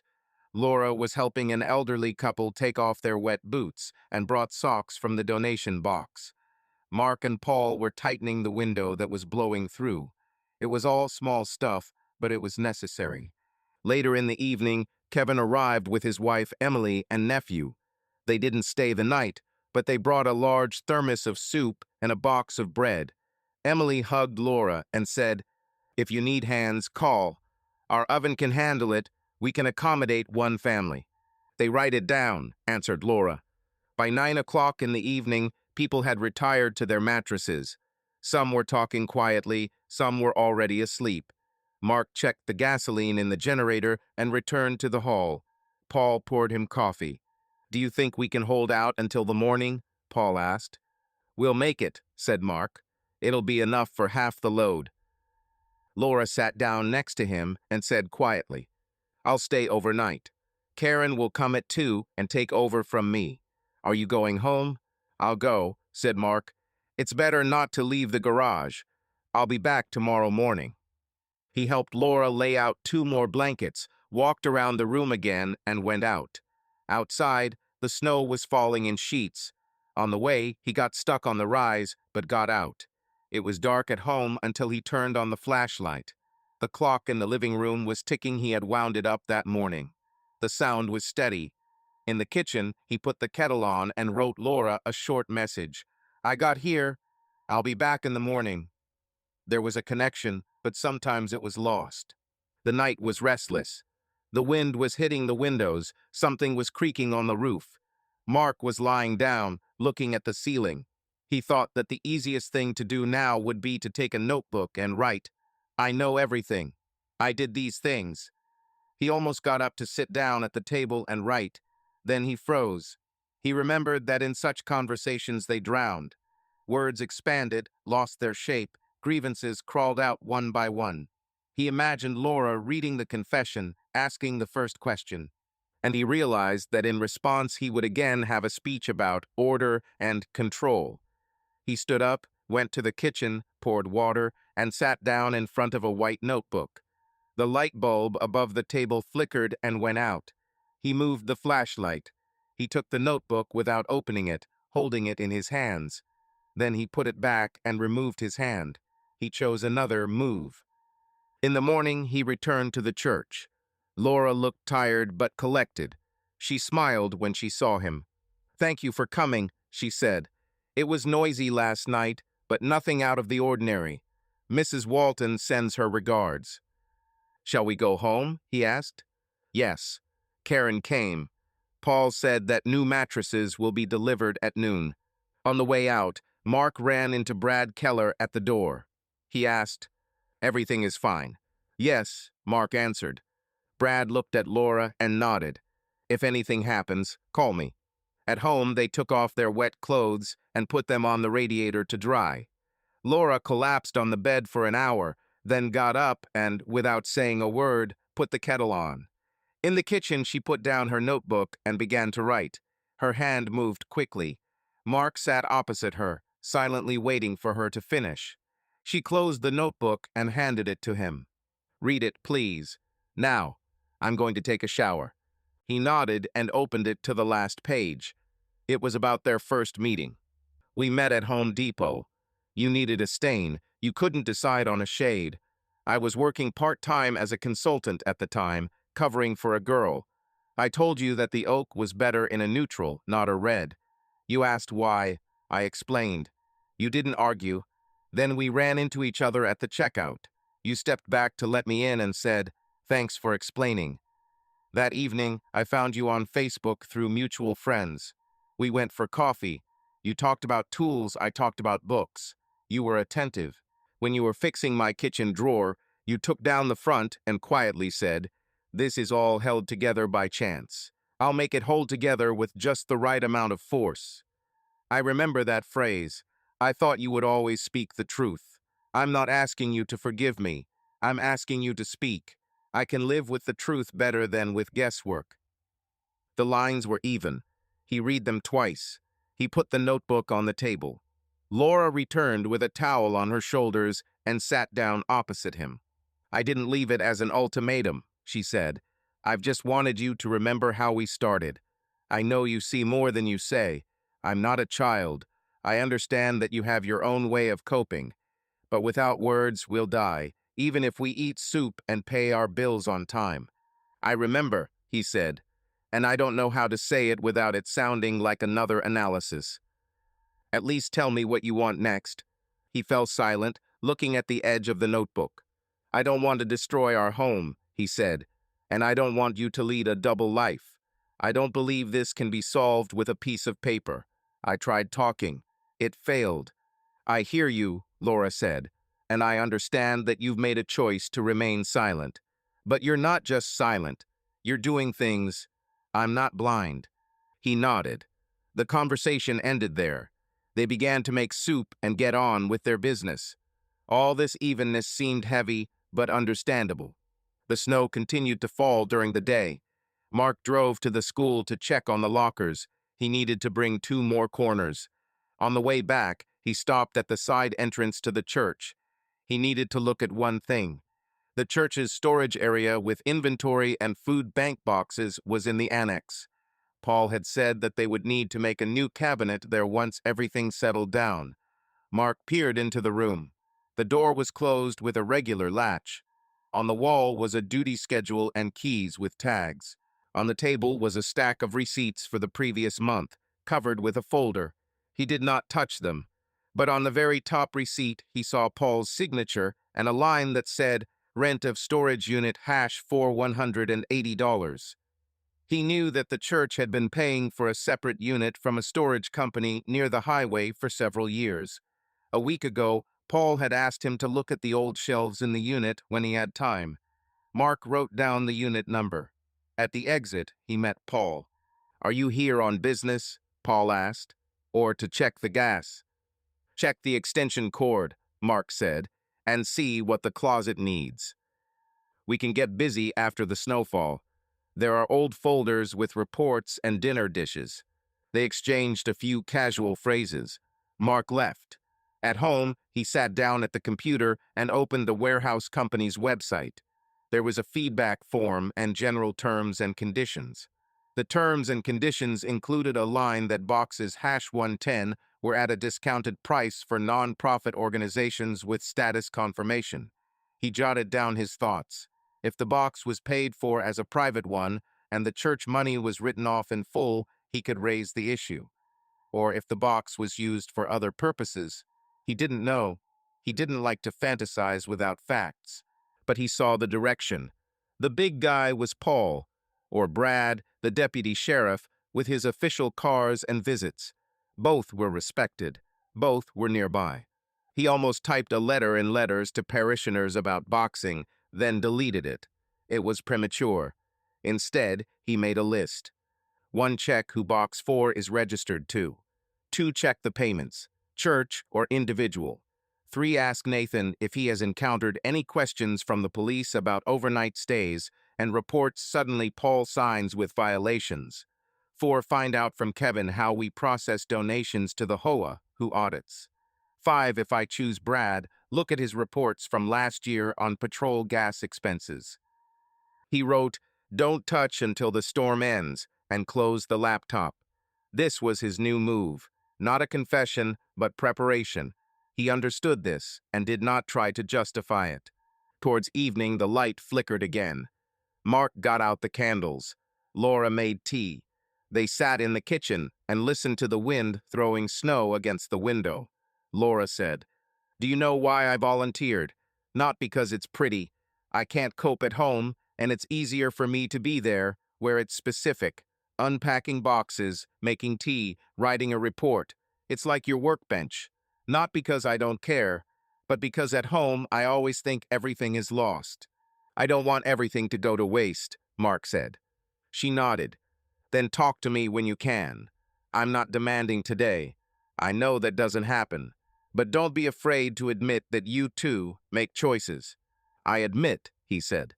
She put the mug away, stood up, took the trash out to the porch, and returned, putting the notebook on the table. She opened it and wrote a few lines. Mark then read, "I remember our Home Depot. I remember you choosing stains. I want you to choose now. Between silence and words. Between actions and their cost. I will be here. I don't promise to be comfortable. I promise I won't lie about myself." The wind died down during the night. It was still snowing, but not as heavily. The clock in the living room was still ticking, but it was a second slow. Mark noticed this as he passed by. He seemed to decide that he would set it right tomorrow. In the morning, the roads began to be cleared. Paul sent a message. "Thanks for the generator. We are closing everything until tonight, but I will be at church until 3. Kevin wrote that the furnace was working. Mrs. Walton sent Laura a short, "Thanks for the night, I'm home." Brad sent a notice to the general chat of residents of the area that the roads were being opened in stages and asked to remove cars from the roadsides. Mark got dressed, went out onto the porch, and breathed in the cold air. He had a plan for the day: take the corners to school, bring a filter for the hood from Ace, call the storage company, and ask a neutral question about the design of box #4. He was not going to make any abrupt moves today, but he already knew where he was going. He did not tell Laura about this. He simply made her some tea, put it on the table, and before leaving, he said, "If necessary, I will go to church with you after lunch." "We'll see," she replied. "Thank you for the tea." He stepped out into the snow and walked to the car. The engine didn't start right away, but it did. The snow on the roof of the garage was an even layer. Mark took a brush and brushed it off. He did it mechanically, without thinking, and then he got into the car and drove off. He chose another move, preparing to strike at someone the city respected. He called it a test for himself. He didn't try to call it anything else. The snow was cleared by midday. The streets were plowed, and orange cones were placed at intersections.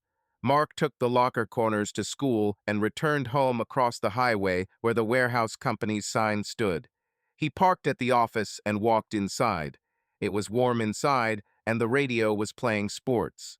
A woman in her 40s, wearing a thick sweater, sat at the counter. "Good afternoon. I'm looking at options for the winter," said Mark. "I need a small box." And another question about preferential rates for non-profit organizations. "How does it work?" "For nonprofits, there's a 20% discount," the woman answered. "You need a 501 document and a letter on the organization's letterhead. Payment by organization card or checks. If an individual pays, there's no discount. Name, Kim. If the box is already registered to the church, but a private individual pays, do you give a discount?" "No. Discount only if fully linked to the organization." "It's clear." Mark glanced around the counter. There was a box of folders on the shelf, one labeled Box for Church. He tried not to let his gaze linger. Is this box free? The fourth one? Busy. We don't disclose information about tenants, Kim said dryly. If you want to register a box, I can show you some available ones. Yes, go ahead. Kim led him into a row of metal doors. Mark noted the signs. Box #4 was locked with a large padlock, and a warehouse cart lay nearby. He could see no signs of personal use. Back in the office, he said. I'll think about it. Thank you. If you decide, call me, Kim replied, handing over her business card. On the way out, Mark dialed the number listed on the company's website from another phone, the one he kept in a box in the garage for projects. He asked the same about the benefits. They repeated, only the organization, only its payment. He hung up. There was no direct hook. There was only the fact, a box under the church.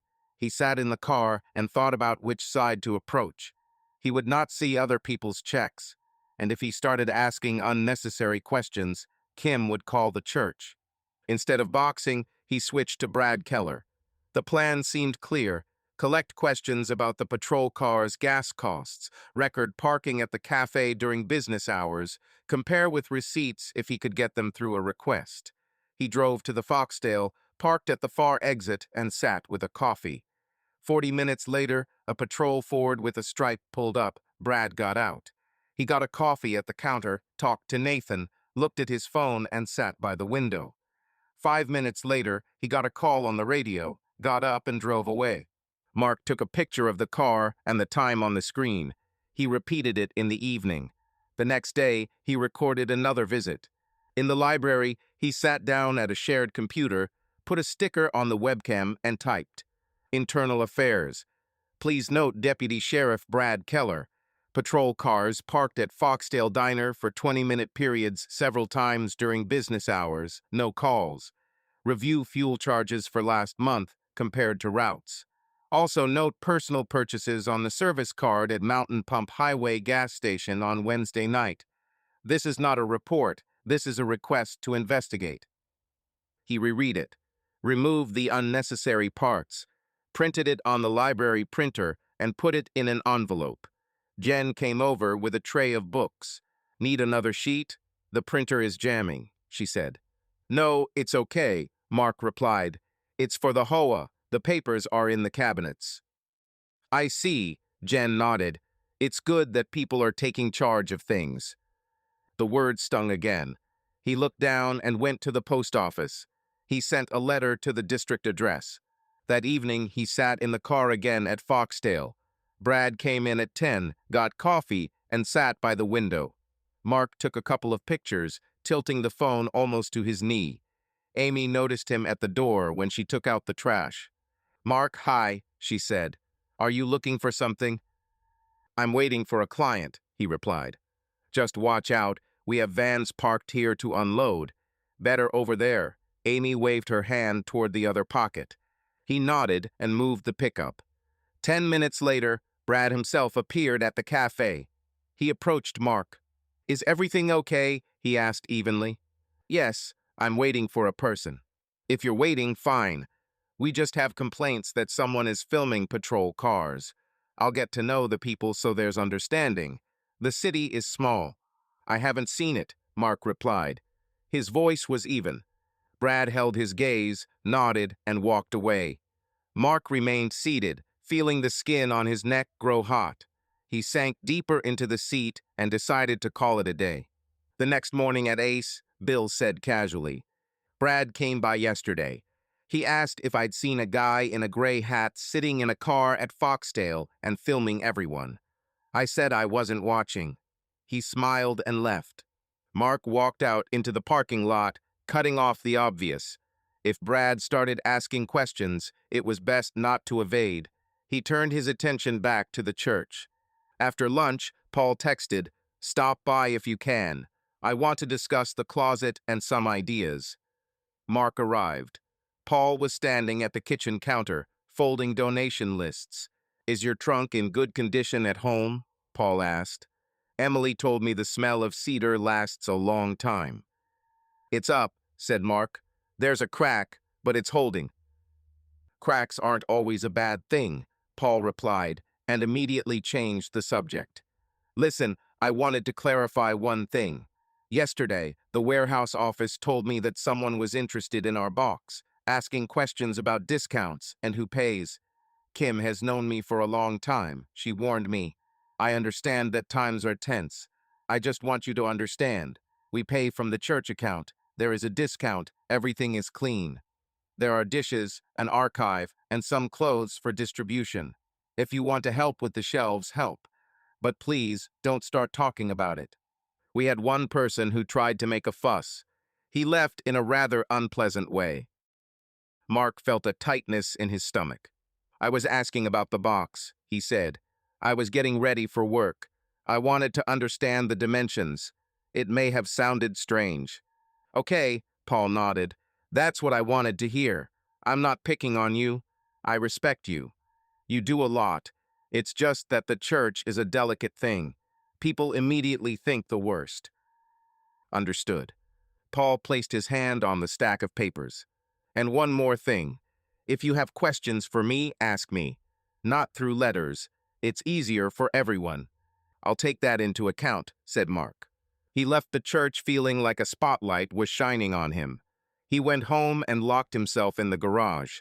He turned on the grinder and walked along the facades to calm his hands.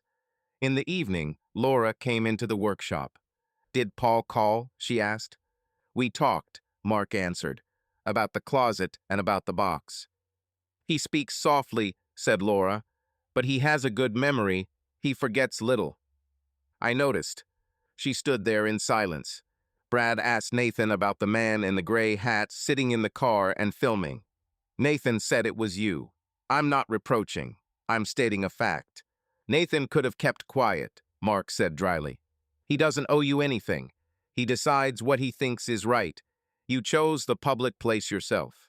They fell silent. Mark returned to the table. Laura left.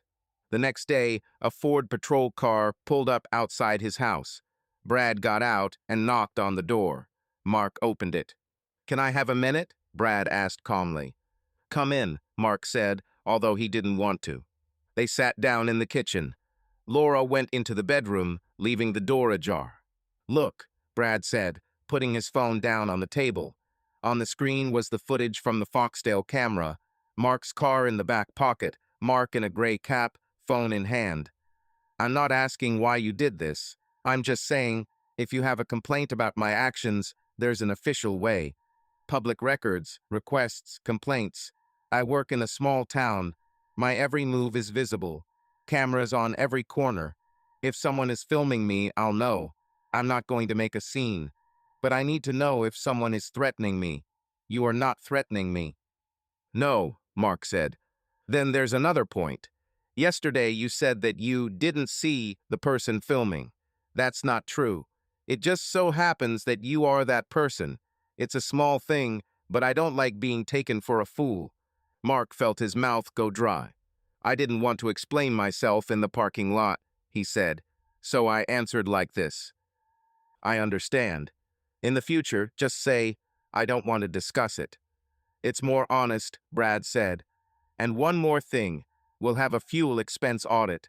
We have one every 6 months.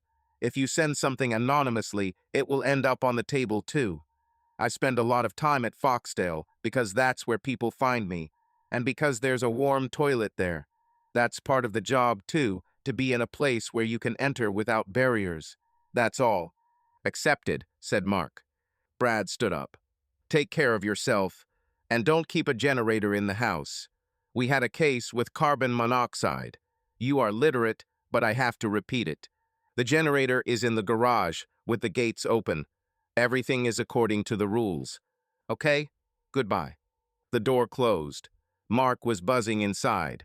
He went into the living room and looked at the clock. The pendulum swung sluggishly and stopped. He nudged it. The pendulum didn't move. The clock was silent. He turned around and went back into the garage. Nathan caught him at the counter at Foxdale that afternoon. Listen, he said quietly. Brad's okay. Don't play hide and seek with him. Use open channels if you want. I don't mind you sitting by the window. Just don't pretend you're not there. It's obvious. I accepted, Mark answered briefly. And one more thing. Paul is worried about the warehouse. He doesn't like it when the church is dragged into gossip. I'm telling you this as someone who is doing a common cause with you, not as a judge. Understood. In the evening, Laura left the notebook open. Mark read. You went for the big one. You almost got caught in the small stuff. I knew this would happen. I'm not gloating. I'm scared. I don't want you to become what you hate, to be the person who hides. I make my choices. They're terrible, but I make them as openly as I can. If you want to fight the city, say so. I can't live like this forever. He sat down on a chair and did not move for a long time. Then he took a pen, put it on the edge of the notebook, but did not write. He did not find words that would be precise and would not kindle another circle. At night, he was awakened by the creaking of a beam above the corridor. The house had sunk under the snow. The sound was dull. He went into the living room. The clock had stopped. He opened the lid, wound the spring. The pendulum started moving again, but after a minute, it stopped again. He did not touch it anymore. He returned to the bedroom. Laura was not asleep. Did Brad come? She asked. Yes. Did you lie to him in the parking lot? Yes. And he caught you? Yes. What do you feel? Anger at myself and shame. It's more honest than keeping quiet, Laura said. Thank you. He lay down next to her. They were silent. From the street, he could hear the occasional car driving through the packed snow. Inside, he felt like something hadn't broken completely, but it wasn't working as well as it used to. He closed his eyes and tried to just breathe. In the morning, Paul wrote, "Utility closet after the weekend."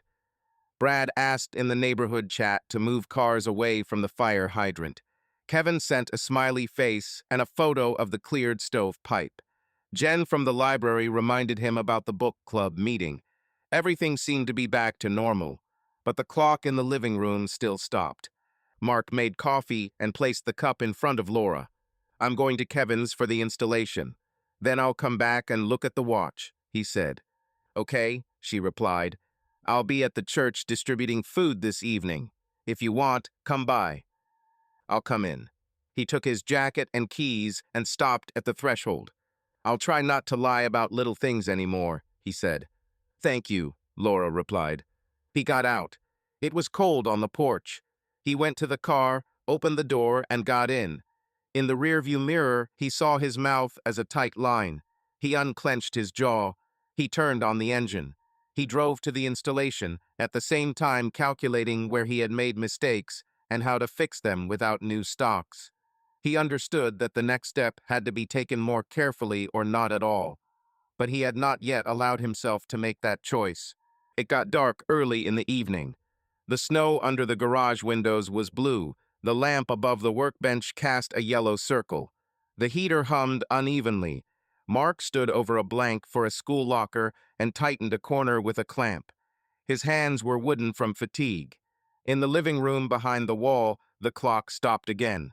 He heard the pendulum move and stop. The door to the garage opened without knocking. Laura walked in wearing a down jacket without taking off her hat. She closed it behind her, leaned against the door, and waited for her eyes to adjust to the light. Are you home? She asked, although it was obvious. Here. She came closer. She sat down on a stool by the wall, putting her elbows on her knees.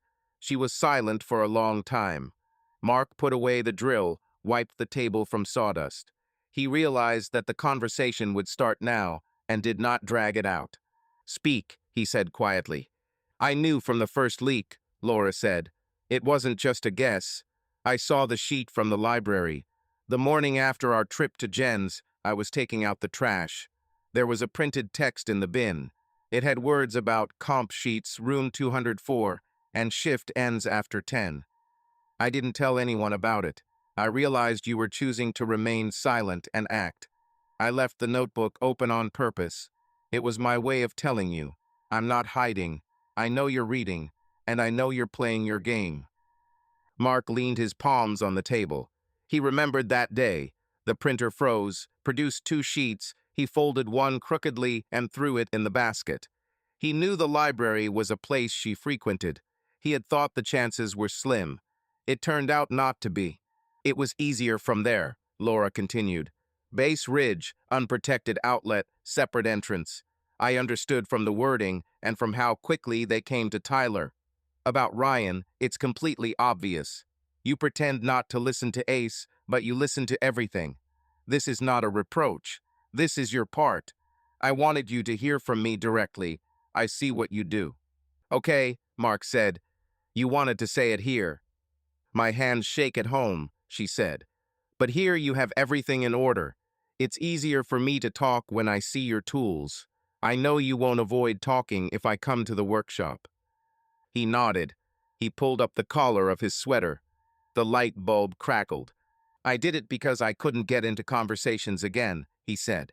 I didn't believe words would do anything. I wanted to hold something concrete in my hands. Yes, I chose silence and action. Yes, I touched other people's lives. I see it.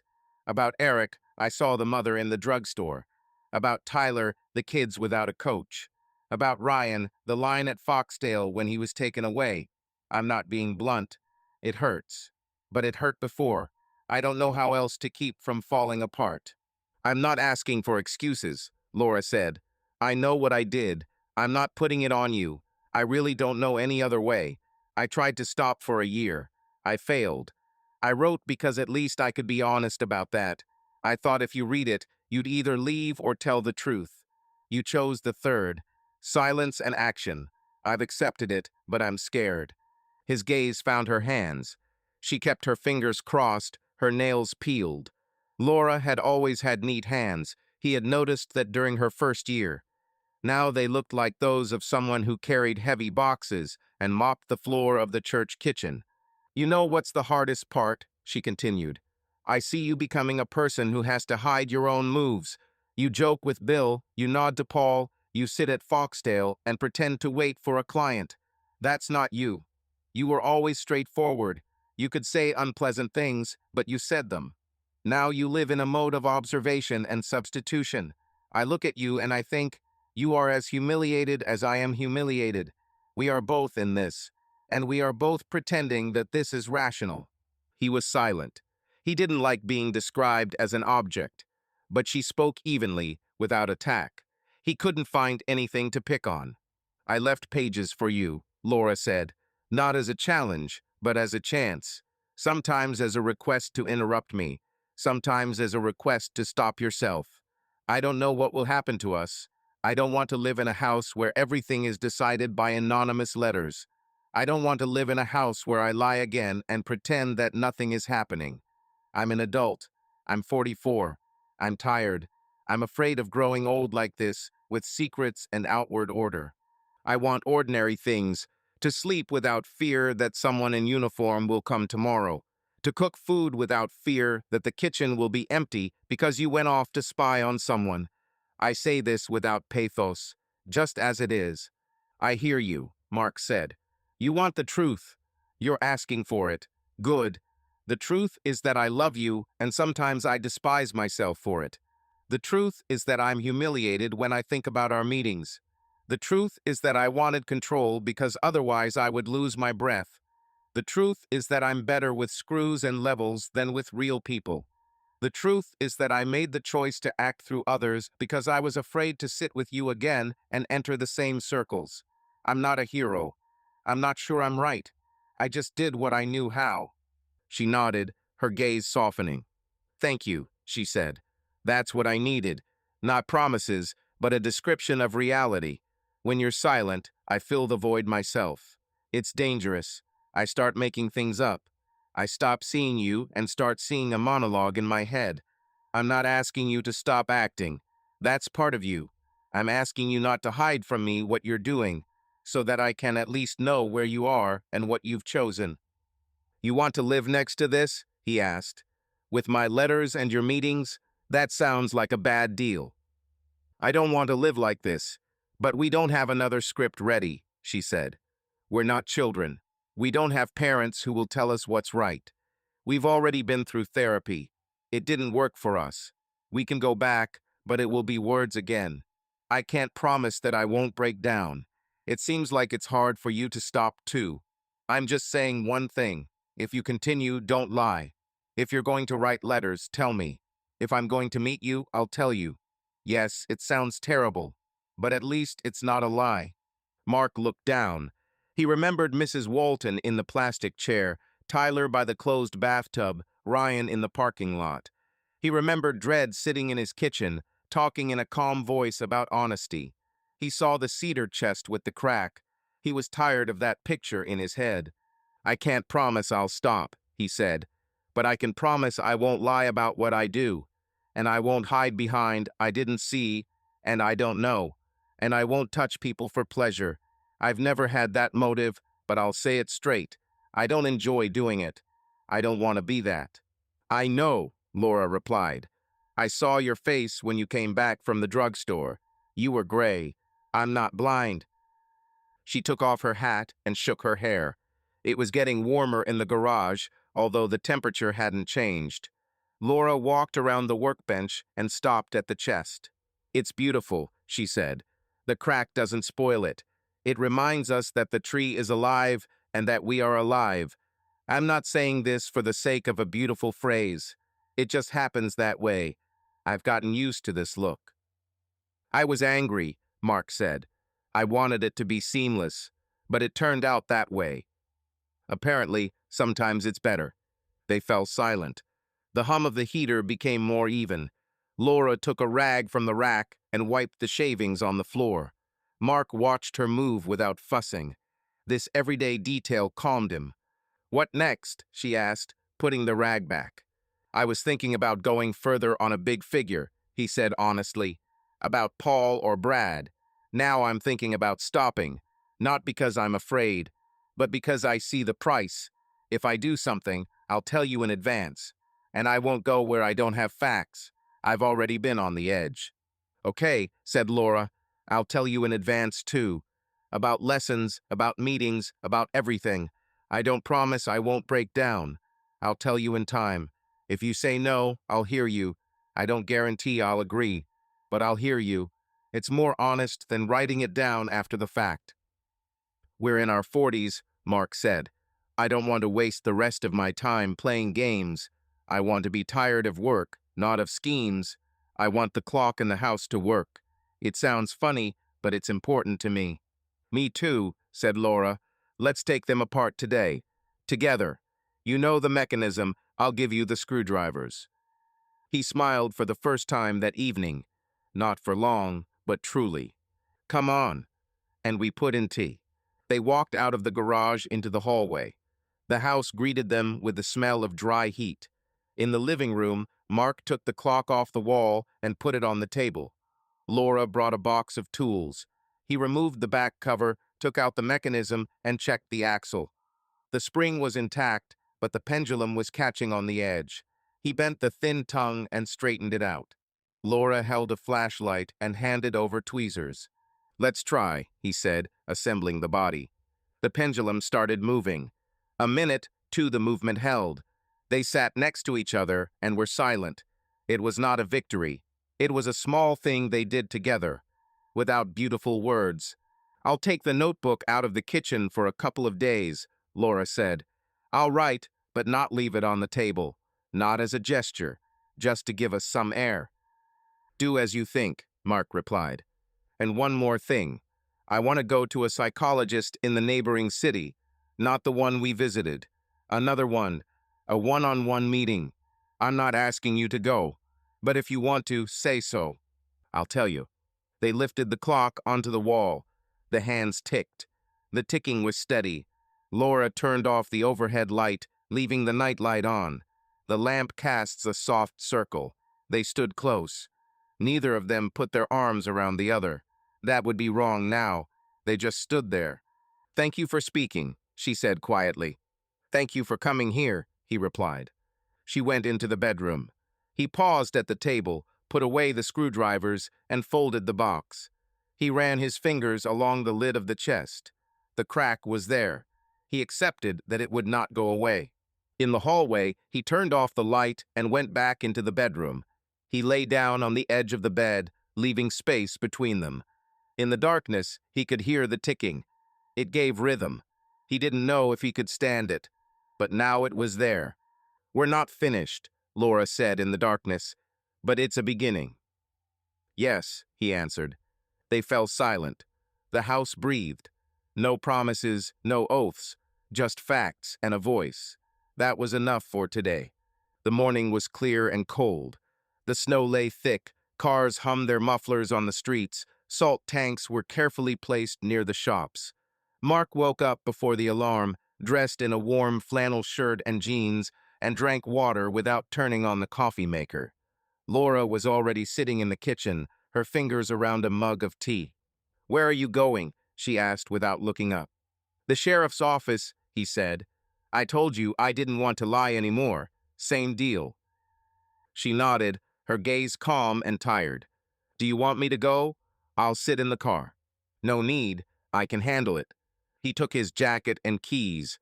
On the shelf by the door lay her white notebook. The cover was clean, without notes. He touched the edge with his finger and lowered his hand. The sheriff's office was warm and smelled of paper. Behind the glass sat the same woman with a short haircut. Mark said, "I need to give a statement. Not a complaint. Information about my actions over the past month." He was ushered into a small interview room. A table, 2 chairs, a camera on the ceiling. A minute later, Brad Keller walked in. His jacket was unbuttoned, and he had placed a notepad on the table. "Morning," he said without a smile. "I'm listening." Mark sat up straight, his palms on the table. "I sent anonymous letters," he began, "to Pinecrest Lodge about comp sheets and the cash register, to building control about illegal leasing and wiring at Tyler Reed's, to your department and county internal affairs about your schedule and gas bills, and about Ryan Hale, giving his license plate number and an old warrant. Some of it is corroborated by observation. Some of it cross-referenced with open sources. I made no threats, forged no documents, or hacked anyone's devices. My actions were deliberate and purposeful. I came here to say it out loud and sign it if I had to." Brad looked at him silently for about 10 seconds, then picked up the pen. "Why did you do this?" "I couldn't handle the conversation at home," Mark said. "That's not an excuse. That's the reason. I wasn't looking for money or gain. I was looking for control. I understand the cost." "Did you know that some of these consequences would hit people who weren't targeted?" "I knew. I saw. Please record that I understand this." Brad nodded. "Point by point. About the hotel, their internal audit found violations. Your letter sped up the check, but did not invent the problem. About the rental from Reed, there were real violations of electrical safety. About Ryan, the warrant was in the database, we executed it. About my car, our regulations allow coffee breaks along the route, but internal control will still check. In essence, I do not see any criminal part in what you did. But there is a question about the method. Anonymity in a small town is a knife. It cuts everyone. If you want to leave a written statement, leave it. If you want me to report to the sheriff, I will. I'll leave a statement," Mark said. "And yes, report back." He wrote the same words. Signed, date, time. Brad put the sheet in a transparent folder. "Consequences," he said. "From the legal side, most likely none. From the social side, there will be. The city remembers. Are you ready?" "I don't know," Mark said honestly, "but that's exactly why I came." Brad stood up. "More. Next time, if you have information, come with a name right away. Or don't come. This is not advice, this is a request. And yes, fix your home watch more often. It calms you down." "We're fixing it," said Mark. They shook hands. It was a normal, businesslike handshake. At the door, he ran into Paul Henley, who was holding a packet of documents. "Mark," Paul said, "is everything okay?" "I gave a statement," Mark answered, "about myself." Paul nodded thoughtfully. "Okay, I'll stop by the church during the day. If anything happens, right?" Mark walked outside. The air was stinging. He got into his truck and drove to Foxdale. It was crowded inside, country radio playing softly over the speakers. Nathan stood by the car. Amy punched in orders. Coffee? Nathan asked. Yes, and a donut, Mark said. That'll keep me going for a long time. It's a conversation day, Nathan said, pouring coffee.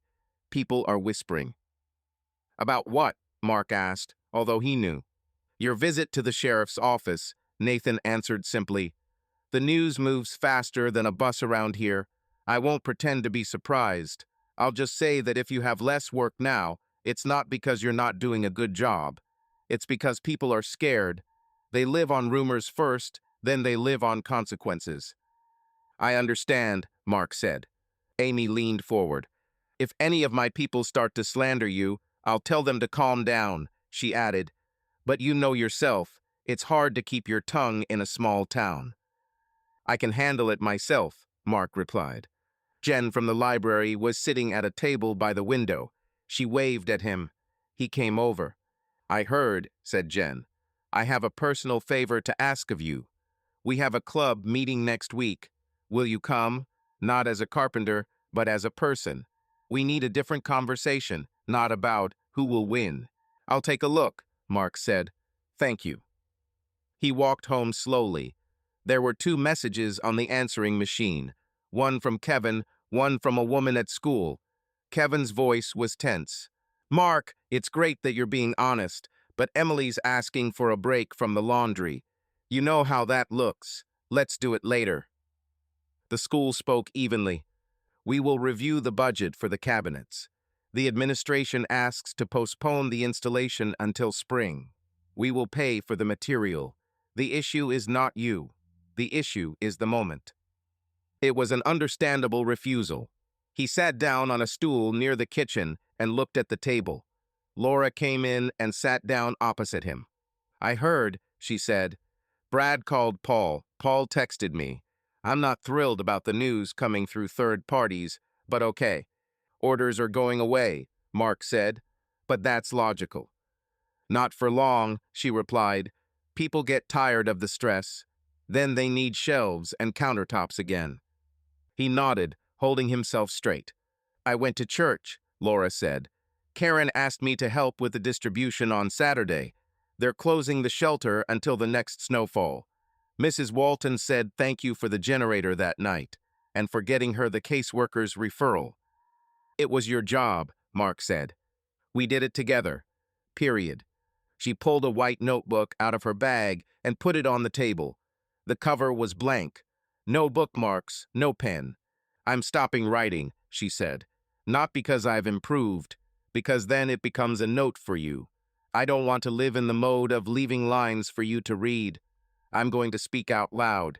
If I break down, I'll say it. If I hold on, I'll say it too. Blank pages are not a gesture. They're a way of not hiding. I don't know how long I can do this. I understand, Mark said. He put a pot of water on the stove and threw in some pasta. A simple meal for lunch. They ate in silence. A few days later, the city began to adjust. At Pinecrest Lodge, a sign was put up by the counter, new manager. At the gym, a schedule was posted, temporary coach, Jesse Park. Tyler was standing at the rental station, talking to the kids, explaining the drills. Mark saw him from his car. Tyler noticed, raised his hand. His gestures were neutral. The district posted a sign. Internal compliance has completed a routine audit. Results will be posted online. Ryan was not in the building that day. Jen, in the library, whispered to Laura that he had been moved to remote support while internal procedures were being carried out. Mark's orders really dropped. He delivered the composite he bought to the school and returned a check for part of the amount. A woman from the school took the boxes and said, I'll call you in the spring. He replied, okay.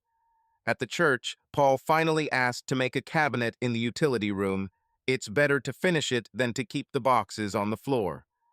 Mark came, made the shelves, and signed the runners so that no one would argue about where everything was. Paul paid in cash and added, I'm not a saint. None of us are. You took a step that few do. I'm grateful for the cabinet and the generator. I won't talk about the rest. Let it lie where it lies. It's lying down, said Mark. In Foxdale, Nathan once asked, Do you still want to work for us at the bar in the spring? I can't guarantee that the council will approve, but I would like to. We'll see, Mark said, not because of resentment, because of time. The house was held. The hours passed. The cedar chest stood under the window. The crack had not gone away. Laura made an appointment with a psychologist in a neighboring town and went there twice. She returned silent but calm.